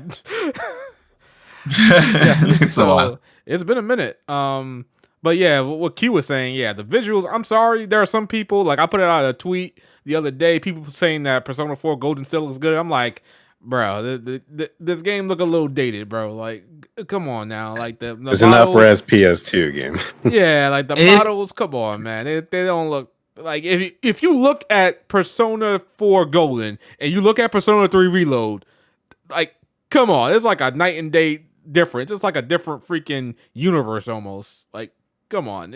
I think it's a testament to how good Persona 4 Golden looks and has sort of aged itself. I'm not saying that it's on the same level, obviously not, but at the same time, this game has aged well. It still You're looks also good. looking at PC gameplay. That's probably 4K, mind you. Oh, I mean, I'm just saying. I can put this on my Steam Deck. I would still boot this up on my Vita and still think it looks good. Let's put it that way. You know, Yeah, you can still you can think it looks good and also say that this holds no candle to P3 Reload. Like it's a night and day graphical difference. Yeah.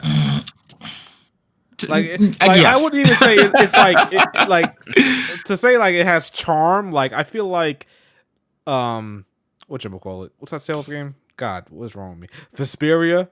Like I don't feel that game could ever be dated like at all graphically. Like that game just looks phenomenal. Like no matter what year it is. But this one, you can tell it looks a little bit out there. Like it doesn't hold that same charm, or I guess you could say. I think you could easily put it in a context of like JRPGs have, for the most part, don't necessarily need to be the most super duper graphically intense things. I'm not saying that they can't, because we have Persona 5 and we have Persona 3, but at the same time, it's all about the story, it's all about the characters, it's all about the gameplay, and at the end of the day, and the visuals it's not to the point where it's like, oh my god, my eyes are bleeding because this looks so old. You know, this is. I mean, to UQ, I think that's fine, but I think to modern people, no, this looks. Yeah, a lot of people. I've seen people that will not play Persona 4 right now. Even people look at fucking Trails Through Daybreak and say it looks like a PS2 game. Like, bro, people are so fucking snobby. This would probably make people like fucking vomit from their eyeballs. And that's why, for those people, great, because at the same time, I would love more people to like Persona. So for those people, great, they get a better vision of the game, visually speaking. For me personally, I've already played Persona Golden, and I've played it on the Vita, and I've played it on the PC. I'm happy. I'm happy with the game. The game as it is now, I have no reason to pick up a copy of this. You know, not for me personally speaking. I have no reason. Will change your mind when you see the game, when you see the actual. Will the FOMO show up? Like, do you think that you know what? This looks really good now. You think your mind's gonna change then? You see what's gonna happen? I think there's a side of me that would pick it up for family members. Like if it meant that my family members would play it, yes, I'd pick it up for them. But for me personally, no. I wouldn't pick it up for me. But for family, yeah, I'll pick it up for them, because I'd be like, oh yeah, you could play Mark this. my words, chat. This game is gonna be like day one on Game Pass. You could be like, well, it's on Game Pass, and I've got Game Pass, so I needed something to stream this week. So I'm playing Persona 4 Golden Remake. Yeah, Persona 4 Golden. You are so wrong, Blake, because I no longer have Game Pass. I've cancelled my Game Pass subscription. I cancelled it. I have ever since this ever since the best deal in gaming. So, it was. But ever since the Steam Deck is the best deal in gaming. I'm pretty much sold on Steam pretty much everywhere. I mean, you get better sales, better everything. Come on. Okay, so let me ask you guys a question. Well, what's going on with Atlas? Why don't they show any love to Persona 1 and 2? What's the issue here? Okay, so for Personas 1 and 2, in order to like make those games accessible to a modern audience, you pretty much have to remake them from the ground up. Yep. For the most part, probably just not that's just the short of it. Do you think there would be so much of an outcry that people still wouldn't buy it? Like if it would be like, okay, it would be like a school setting. Now, for some reason, whatever, this is built from the ground up, completely rehauled. You think there would be enough of people? Setting. Well, yeah, it's already there. Yeah, that's true. All the now they added like social links and stuff. Yeah, it had like and people would love it. Yeah. Do you think the I mean, you have hardcore to fan base would be so angry at it that they would be like, "Oh, this is not my Persona 1 and 2"? Oh, for sure, they wouldn't touch it, but who cares? From Alice's point of view, they're like that's such a minuscule group of people now that they wouldn't care. It's definitely a vocal minority, I will say. They'll definitely be on Twitter and X all complaining about what the fuck is they Persona 4 and 5 or 5, 1 and 2. Anyone who complains about stuff on Twitter is a vocal minority. You have to remember they already remastered those games on PSP and they added entire new soundtracks to be in line with Persona 3 and 4, and old school fans absolutely hated it. Really? Yeah, they did. Yeah. Wow. Yeah, those games have 2 different soundtracks. That sounds. Is that where Lone Prayer comes from? Yeah, Lone Prayer is fire. Yeah, Lone Prayer is fucking great. I need that song. We need to put that song in. Isn't that one of the DLC songs in like all the DLC? It was in 5 Royal. Oh, okay, yeah. All right. So just Atlas just don't want to put in that time and effort, and they're afraid of the backlash, I guess, or because I feel like it still make them money. I don't think it's backlash because, like I said, it's a new fan base of Persona now. All right. It's more just who would buy it in general. Like it's just I feel like the people who played 1 and 2 originally are old enough to know better. Like, stop complaining. All right. So the potential of this remake is pretty high. There's some people going around on Twitter saying that this is going to be a straight up remake of Persona 4 Golden, in which we all thought before Persona 3 Reload was a thing, we thought it was going to be the definitive edition and include the Fez content. Do we think that Atlas would be scummy enough to say that here you're taking the vanilla Persona 4 and then we'll give you the golden updates afterwards, or we'll try to make it an epilogue type of thing? Basically, they put it. I don't think you have to worry about that in the slightest. Really? You don't think Atlas is scummy? I think they really. are. No, because they already treat Golden as the standard edition. It's not like this is apples and oranges because P3 doesn't have a definitive edition. That was the issue. You already have that for P4. It's called Golden. The 3 had FES portable. Interesting. You're fairly confident in that, huh? Yeah, why wouldn't they? Would you care to make this interesting? Sure, $500. $500. Oh, You want to offer? Let's do it. Yeah, He's high off his bet with you. $500 on the table. 500. Wait, what are you are they insane? betting? What's going on? That Atlas will include the golden content in the remake of Persona 4 charges DLC. He thinks he'll charge his DLC. I don't see why. So he thinks that they'll charge us. You think that it'll all be there day one? Yes. They're not charging. Now, Shadow, remember, before you do something you may regret, just remember, you and Riku were convinced out your butthole that Persona 3 Silver was going to be a thing, and look, they're moving on to 4 now. There's not another version of 3 coming, so just remember that. No, because they have plans to ever drop something for 3, like maybe a DLC at some point. You already have that. What do you mean? Yeah, it was mostly like the DLC. They added the DLC. It's done. No, man, like another version. Like they could re-release it again. This is Atlas. There's still enough time. They technically could do like a definitive edition that includes the season pass. I thought they did. That's just a bundle. You buy it on Steam like that already. Again, they still could do it. they still could do it. Like they could do it, but I mean, keep in mind the difference between 3 and 3 FES, like whole boss affinities were changed, but you're not going to get that if it's just a pack in with the DLC. Also, like Verlucci said in the chat, like you can't even really do that with P4 because the golden content is spread throughout the game. It's like Royal. Okay. I still believe Atlas is gonna find a way. Atlas is gonna find a way to charge us for this stuff. I don't like the most they could do with that is charge you for Marie's dungeon at the end of the game, which who's buying that? Well, that's the same thing, isn't it? They're still taking something No. out. They're still anytime you like.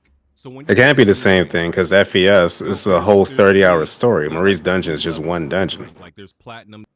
Doesn't everyone hate Marie as well? Or they wouldn't charge for it. I'm not. No, I didn't hate Marie. I liked Marie. As someone who hasn't played Golden, yeah, I just feel like I see more slander for her. So here, funny little story. Before I played Golden, I had already met Sosuke, and he hyped up Marie to be like the best character in Persona 4. And then I played Persona 4 Golden, and I did not like Marie at all. She was very annoying and underwhelming. Yep. Wow. Yeah, she wasn't that Marie is big of mid. a. She was more of a design than. She's one of the worst Atlas like add-on females they've ever done. Is she the worst? Yeah, I guess I can't. One of the I don't know. worst. I'm not Who saying is she's right bad, there? She's just mid. Yeah, maybe. I don't have that much strong feelings for Murray. But yeah, so Definitely way better. Yeah, I'll give it. Yeah, definitely, easily. If you haven't played Royal, you guys need to play Royal. But yeah, I still think that they're gonna charge some type of season pass to get this done. I don't know what they're gonna do, but I feel like it's gonna happen. I don't know how. I want to be wrong. Don't get me wrong, people. I want to be wrong. But this is Atlas. All right, Atlas has done some crazy DLC shenanigans in the past. So are you taking the 500 or? I ain't going to 500. That's ridiculous. Ain't nobody got time for that. 100 then. I'll buy your copy of the game. How about that? Sure. So if they do the DL, so it's in any shape or form, right? So like if they do the Marie epilogue, that still counts, right? Yep. Okay. But I mean, I guess like music DLC and costumes won't count. Nah, that's separate. That's typical. That's pretty promised. No, that's pretty DLC typical. personas. Although charging They're gonna break the DLC game would in be half. scummy if it's the old costumes. Oh, That would be hilarious. I feel like they would. Like, I don't know. I do think it's a good point that the golden content is interwoven into golden, but I feel like Atlas will charge us for something stupid. Like they're not gonna let us get it all for free and give it to us all in one package. I don't think that. Nah, this is Atlas we're talking about. All right. What happened here?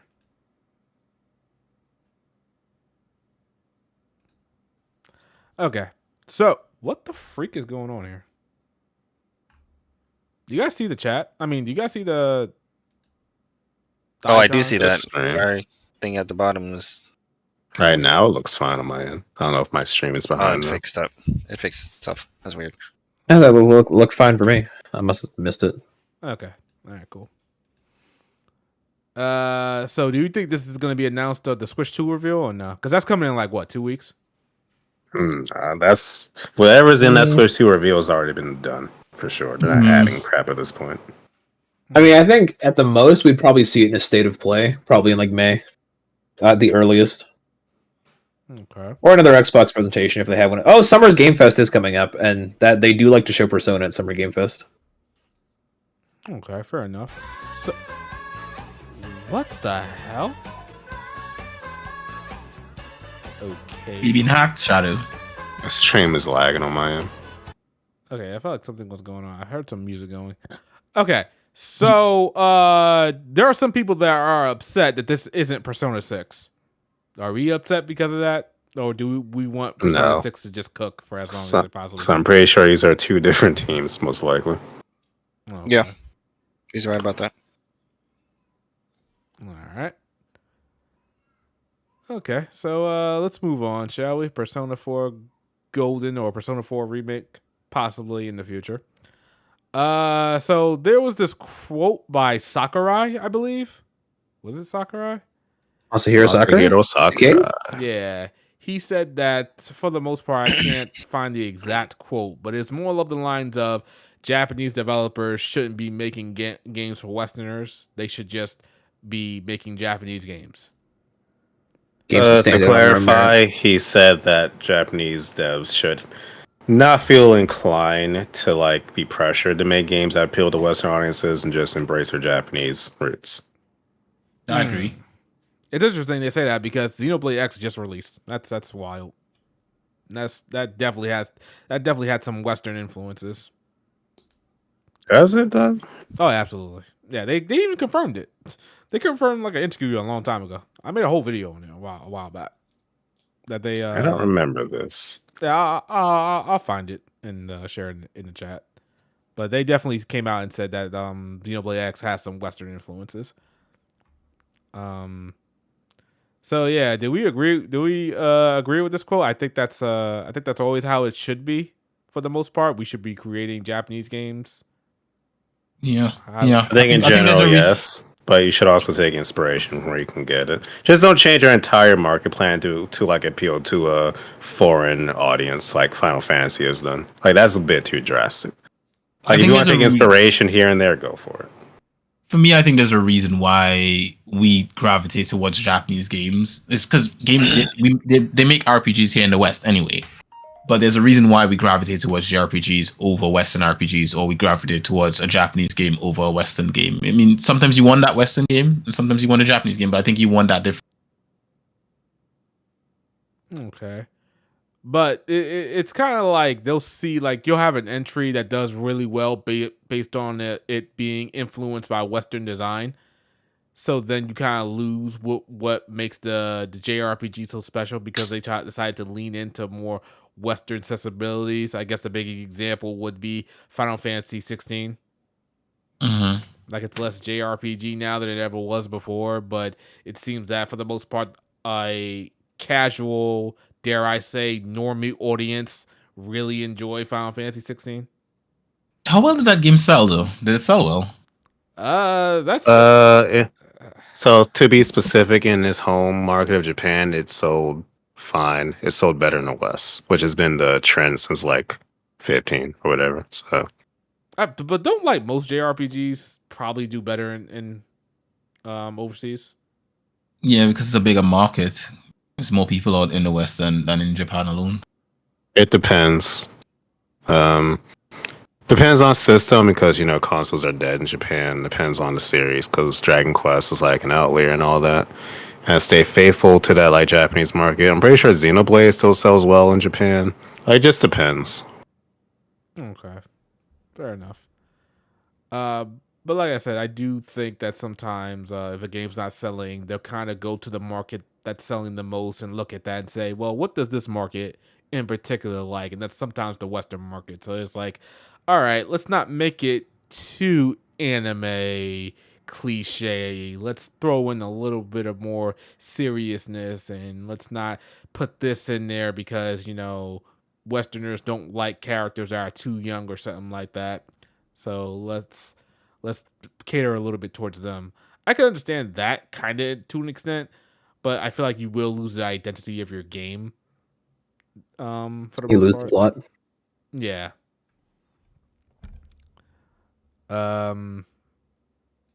Yeah, so I think we're all in agreement for the most part that Japanese games should be made. Japanese devs should always make Japanese games.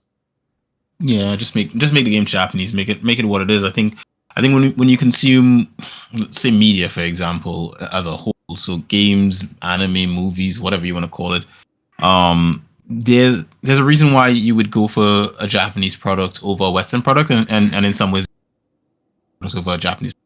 There are certain things that each region does better than the other, or that you enjoy more from one region or the other.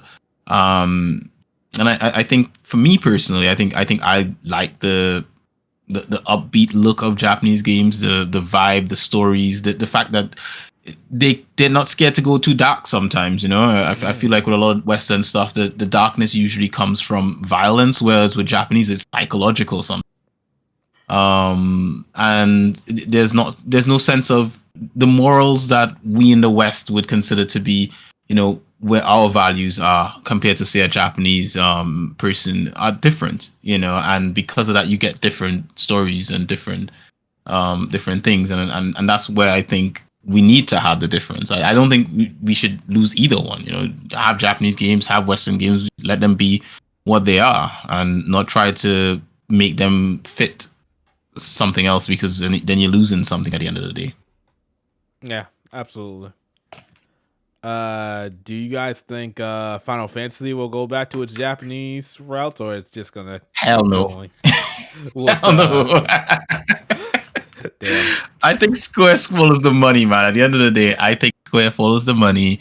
I think they have their series that are very Japanese still. Like they're sort of like HG sort of 3D JRPGs that they put out there. Things like Bravely Default or whatever have you. I think they have and then they have Final Fantasy, which now to them is a Western focused game because they're selling more in the West with that. So that's the focus of it. And as someone who personally did not like the look of 16 and grew to like it, hey, I think that I think they'll be fine. I think they're going to continue as it for now. Okay, that's about it. And someone in the chat. I mean, Rebirth is still doing the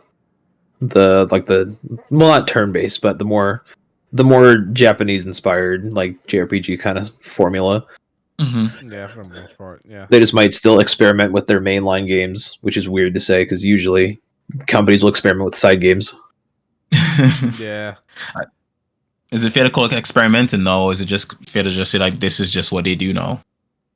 Yeah, it's that's kind of what they do. Yeah. I mean, look at Strangers of Paradise. If you had told me that was mainline Final Fantasy, I'd probably believe you. Probably. Okay, I haven't played Stranger of Paradise, so I can't really comment on that. Shadow, let's do it. I'm always down to play Strangers of Paradise. Wow. Is it multiplayer? We got to take down Chaos. Yes. Yeah, I played it with Bao. And Bao loved every minute of it. Don't listen to his opinion otherwise. Alright, so got it. But someone in the chat did mention Monster Hunter Wilds. Isn't Monster Hunter like originally like JRPG centric for the most part? Maybe it's a hunting style game, but it's JRPG centric. I feel like they went like a more Western route with the more modern releases. So I think Monster Hunter on PS2, I feel like Monster Hunter has always been kind of like Western focused because like if you look at the older games, it almost looks like kind of similar to what like I guess like the Souls games are doing now. Because yeah, it's basically you've got a sword and a shield or a giant. You've got like a few weapons and yeah, you're just fighting giant monsters. Like there wasn't anything like necessarily inspired specifically by like Japanese culture like all that way back. Like in Rise's whole thing is that it's based on like a bunch of different like Japanese like folklore, different like things that make monsters out of that. But a lot of the monsters in Monster Hunter, like the Rathalos, is just a giant ass dragon. Like there's nothing really, I guess, Japanese inspired about it, if that makes sense. You have the Kirin. Yeah, Kirin does count. Kirin wasn't introduced to the third game though, but I mean, I guess Kirin kind of counts. Mizutsune is like a big one that was also super, I guess, Japanese inspired. Okay. I would say that the Souls-like genre and the Hunter-like genres are both sub-genres of an action RPG. It's just when you think of the genre of action RPG, the first things that usually come to mind is Tales of, and you think of fast-paced combos and whatnot. And this is on the other end of combat, where it's not fast-paced. You have combos, but it's more slow-paced and methodical. And it's just both of them are just subgenres within action JRPGs.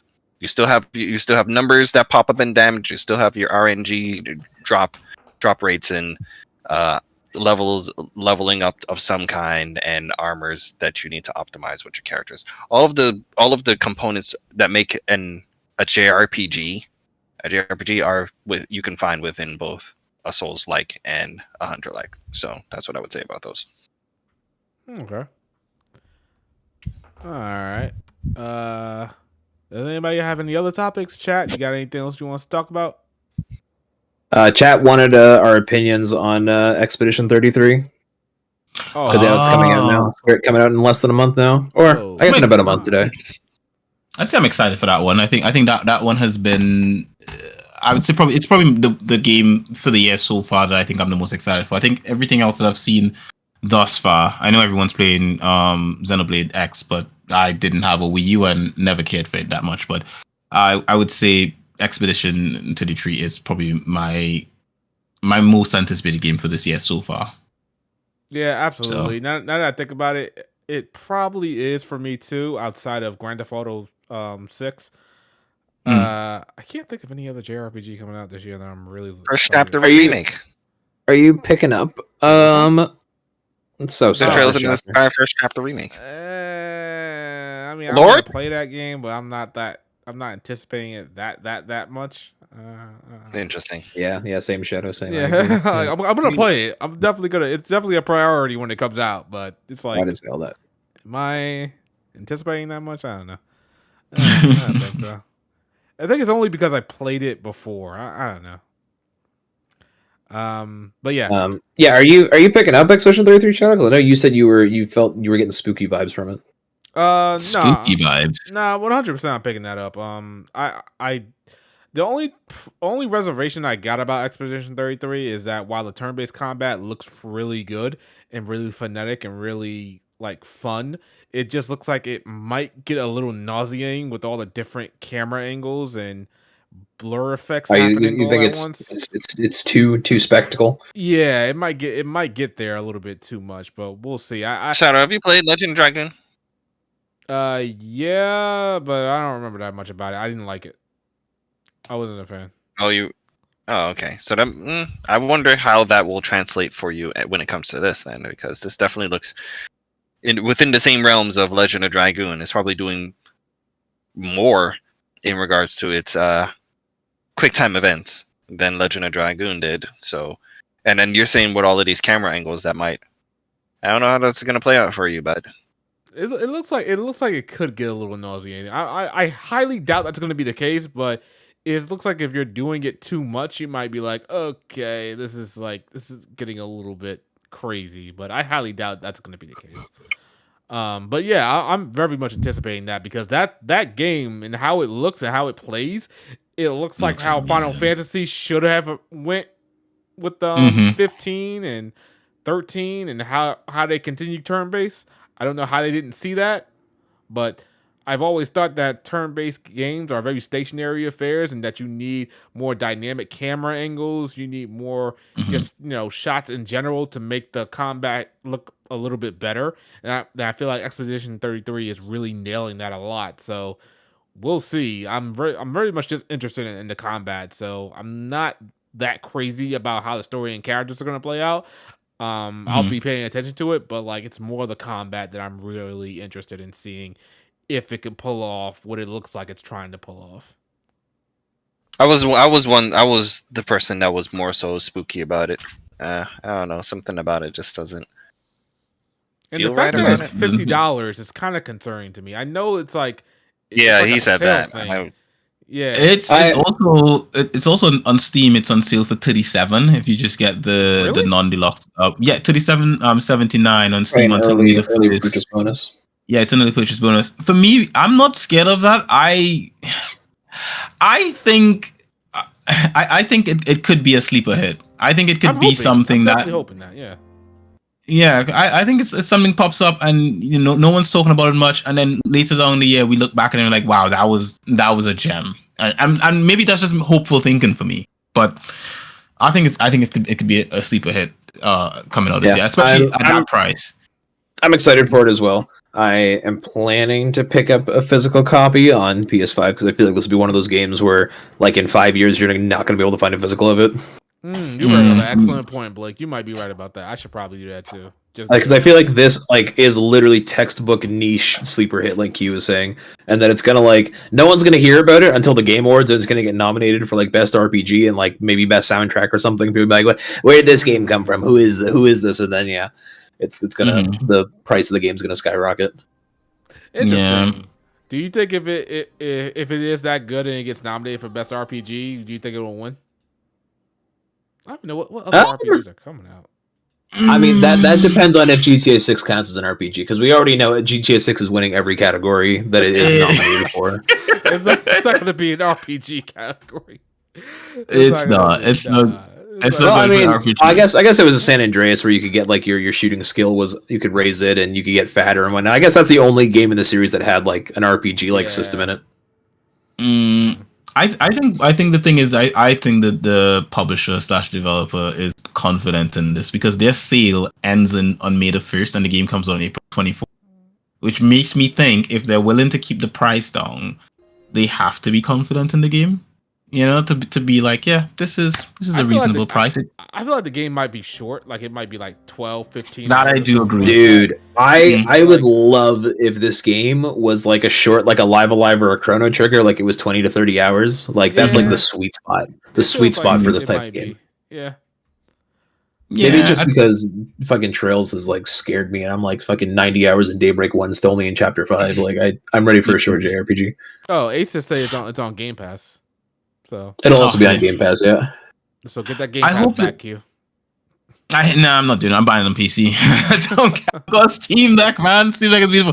That being said, I think it having an 18 plus rating, I hope they lean into this and make this a very mature JRPG, not try to like, oh, let's try to see if we can cater to everyone kind of thing. Like just lean into everything. Just write a really deep sort of mature story.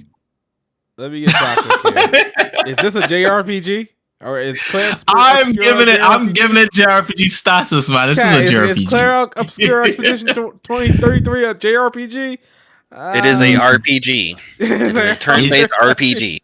Even if it's not Japanese, I think we can give it honorary JRPG status. No, you can't. The closest say is that it has JRPG inspired within its creation, but it is not a JRPG. It is an RPG with JRPG inspired mechanics. So wait a minute, Ricky, what are you defining as JRPG? As it from Japanese developers, developed in Japan? What's going on there? Both of those. Okay. Well, what if some of the developers are Japanese? Then what? Then you still didn't check the box of the other one. It's not developed in Japan, not by a Japanese company. I don't care if the developer themselves is Japanese. So you made this in fucking bumblefuck Europe or somewhere. So even if it's pure, like it's got RPG elements, it would look like an anime, and it's got all the beats of a JRPG cliche, tsunderies, dairies, whatever have you. It's got all that. As long as it's not made, if it's not made in Japan, it can't be classified as a JRPG. Is that what we're saying? Correct. All right. Wow. What is a woman channel? No, we're not. That's bait. Don't listen to him. Also, okay. If we want to play by those rules, look at Chained Echoes indie game. We definitely consider that a JRPG. Those motherfuckers are not Japanese. Who's we? I don't. Who's we? Everyone who plays JRPGs outside of Trails games. Nope, that's not a JRPG. It's an RPG. That's a turn-based RPG indie game. Now, Riku, here's a question. Who do you speak for? Do you speak for yourself or do you speak for everyone? I speak for myself. Okay, I take defining genres very seriously. Okay. He was also still hung up on the term Souls-like or Soulsborne. He hates the term Soulsborne. As I should. I have a complete and logical reason why I should hate it. All right, man. Anyone that is still calling it Soulsborne is either a troll, they're ignorant, they're naive, harder. Lord. or they're just completely wrong, and they're stubborn and they don't want to change. But if you just prefer it that way, you could prefer to be wrong. That's fine. Oh wow! Wow. Damn. So wait, Bob, you're back. Would you consider Claire Obscure Expedition 33 a JRPG? For all intents and purposes, yeah. Even though it's not made in Japan, obviously. Yep. Oh, I thought someone was going to agree with Riku for this one, but good. All right. Okay. Yeah, it's not made in Japan, so technically it's not a Japanese RPG, but the term has become so loose to anything that is inspired by it. So that's what I said. I said it is a RPG with JRPG inspiration. That's the closest I'll give it. Which most people will count as a JRPG in the modern day. As a JRPG, exactly. Correct is right. Mm-hmm. But if you don't consider that, I perfectly understand. Because if you want to get literal, it's not. Well, there you go. Well, I'm speaking in literal terms, not. You're a woman because you chopped the dick off. You're fine. You got to go. We do not condone what Riku has said. Remember, chat. If you want to go after Riku, we won't stop you. Yeah, close enough. Good to go. Go to the girls' bathroom.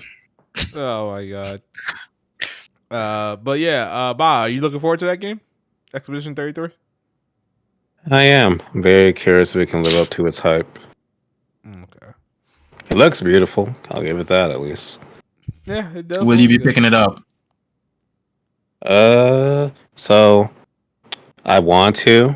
I might have to go the Game Pass route. It just happens to come out around the time I'm likely getting a new car. Oh. Okay. So yeah, I would normally pick it up for full price, but I may have to go the Game Pass route, depending on how. Well, I mean, all it's that not going to be goes. full price. I think Q is saying as well. It's that 37 quid on Steam, so 37. I say check Steam. It might be on sale. I'm sorry. Yeah. Quid, Until May the about 1st.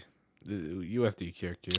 Until May the 1st. I don't. I can. You can Google. Just put it on Steam. It's gonna come up. Yeah, it's 40. It's 45 on Steam.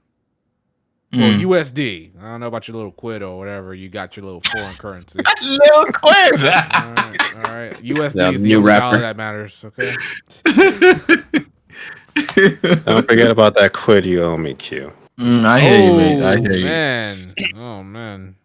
Y'all got installment plans going on there, or monthly I plans? mean, I gave him the option.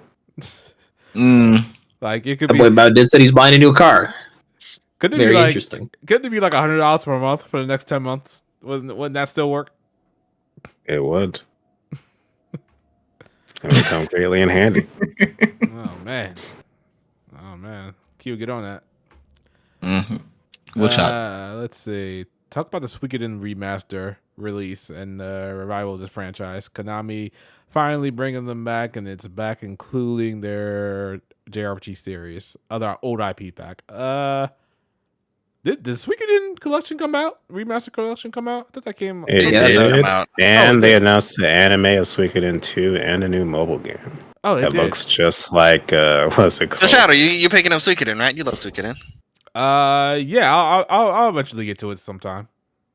I do. If it wasn't for Xenoblade, I'd probably be playing that right now. I have a Yeah. copy in the house because of my got roommate. Xenoblade. I got Atelier Yumia. Yeah, I gotta find some time to play that. To play those.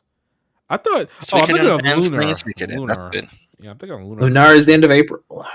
End of April. God damn, there are too many games. Jesus Christ. See what I mean, Shadow? This is your window to play Xenoblade. It's only gonna get harder. You might be right, man. I might have to prioritize. Yumia and Xenoblade. I gotta get these done. And then if it is enhanced on Switch 2, you can boot it up on Switch 2 and go, I was right, this is beautiful, and then turn it off in 3 seconds. Nah, I might play. It might be for a little bit longer than a few seconds. Might be 20 minutes. Ooh, daring today, aren't we? It's Squidward. I'm glad you got that reference. All right. Okay, I think that's it, guys. Chat, thanks for coming out. Thanks for being with us for the last 2 hours. Really appreciate that. As always, we will be on Google Play, Spotify, even wherever you get your podcasts is at. Let's go with these outros. Go ahead, Q. They may have said that waifus is dated. We all know that's not true. But that being said, here's the thing, right? It has been a good episode. Ruku's wrong. Expedition to the Tree is a JRPG, and we'll see you guys in the next. Peace. I think I'm gonna put that as a poll on Twitter and see what's the general consensus there. I get 5 votes in this poll. What? Yeah. As a JRPG, as the waifu king, I get to vote more as the husband of dreams. So, yeah. Fair enough. Okay. Don't do the poll. There's no way. It's a waste of time. You're fine. All right, fair enough. Blake, go ahead. It has been that time, chat. I appreciate each and every single one of you coming out. It has been a blast. Hopefully, we can hog tie Shadow down so we can have another podcast. Hopefully, in the next week or two to talk about that. Oh, actually, wait. No, it's going to be when's that Switch presentation? That's not going to be next week. So 2 weeks out. That should line up then. Cannot wait. Yeah. So we will definitely have lots to talk about that. But yeah, if y'all want to catch me over on Twitch at twitch.tv/WesttownHD. Still playing through Xenoblade. But aside from that, I just don't have as much time to stream anymore. But I will be active on there every now and then. I'll probably have another stream on Tuesday. And yeah, Xenoblade X is great. Play it. If it gets enhanced on Switch 2, play it again. Good pick. Riku? Riku's on one, the only one. Thank you guys for showing up, and hope we do this, at a reasonable time.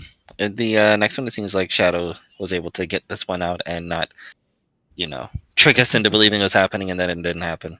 Everything seems to be good. And if you're not watching Invincible, you should watch Invincible. It's a beautiful thing, and it's very good. Invincible. So Oh, awesome that's about that. so good. I'm gonna Last rewatch episode the was last episode. cinema. I'm gonna Very good rewatch stuff. that last episode. That thing was so good. But you know what I hate now? I hate people like, the last episode was great. So now all over my feed now is like, oh, what's gonna happen in the future with the next season? And I'm like, bro, Yeah, I'm there's spoiling stuff. spoilers. I'm seeing details about Mark and certain Yeah, things that I really do not want to know. I hate when they do Yeah, that. I'm It's literally so reading the fucked. comics right now because I'm tired of these motherfuckers. I'm not gonna wait a year for season 4 to come out. Like, these guys are spoiling too much. Yeah, it's like and it's like I looked at one thing on Instagram, and now my whole Instagram feed is nothing but this character in Invincible now is doing this, and the reason it's doing this is because of this, and this character just going to Yeah. show up and ridiculously strong. I'm like, yo, stop. Funny you guys mentioned that. One of the reasons I went to read the comic back when I did was because I got something major spoiled for me to happen in season 2. So I was like, yeah, this ain't happening again. Can we I already say know. that? What was it? I mean, season 2 or Blake hasn't seen it, but actually I can say the name. He won't know the context. I got spoiled on Oliver. Oh, okay. Yeah. I need to catch up. Wait, what you doing out here, man? What's going on here, man? I think it's straight. I think we Yeah, were Back in watching. We were watching. Was it season 2 week? Season 3 is the one that just came out, right? Yeah. Yeah, you saw like one episode of season 2. Yeah, and I think I just wasn't able to make the other, or maybe they stopped watching it weekly or whatnot. But I need to because I do have Invincible. But now I've got season 2 and 3, and the amount of shit I've been seeing on the timeline that I've had to throw my phone. And I'm like, stop showing me this shit, bro. Keep seeing fucking jizz all over Mark's face. I don't need to see that, bro. Yeah. I don't know what Invincible your timeline's been watching, but Yeah, Invincible, amazing. Oh, it's the best thing. I don't care what they say about the animation. It's fine. It's fine. It has its moments. Good enough. Well, yeah, exactly. It's good enough. Like, relax. yeah, if it wasn't for the internet, I wouldn't have even thought of that. Yeah. Honestly. Mhm. Seriously, people are just being so freaking obnoxious as of late.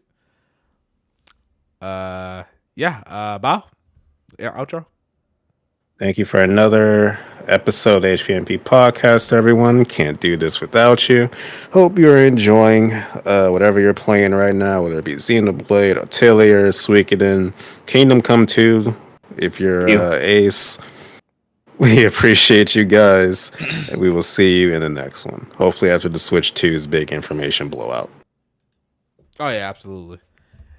All right, guys. That is all. Actually, you know what? Now that I think about it, I think I took off for the Switch 2. What is that, April 2nd? Yep, I did as well. Yeah, I took off I for did that. too. I told them I had a doctor's appointment. They tried to get me to work that day, and I said I cannot. I have a doctor's appointment. I took off. Do you have to prove that? I might have to. No, I don't. I might stream that. I'm not even sure. I might have to throw it out there into the ether if you guys want to see me stream the reaction to the Switch 2. I might We'll probably. definitely at least record it for future use so we can like look back on it. Yeah, that's probably a My better friends and idea. Yeah. Okay, guys, and you guys know who I am, Mr. JRPG Shadow. Thank you guys for coming out. Look forward to that Atelier Yumia video coming soon. And hopefully we will catch you guys in 2 weeks, or as we said before, right after that Switch 2 reveal. All right, Alrighty. that's it. Peace. Catch you later, people. Later. Peace. Yeah. Peace out, people.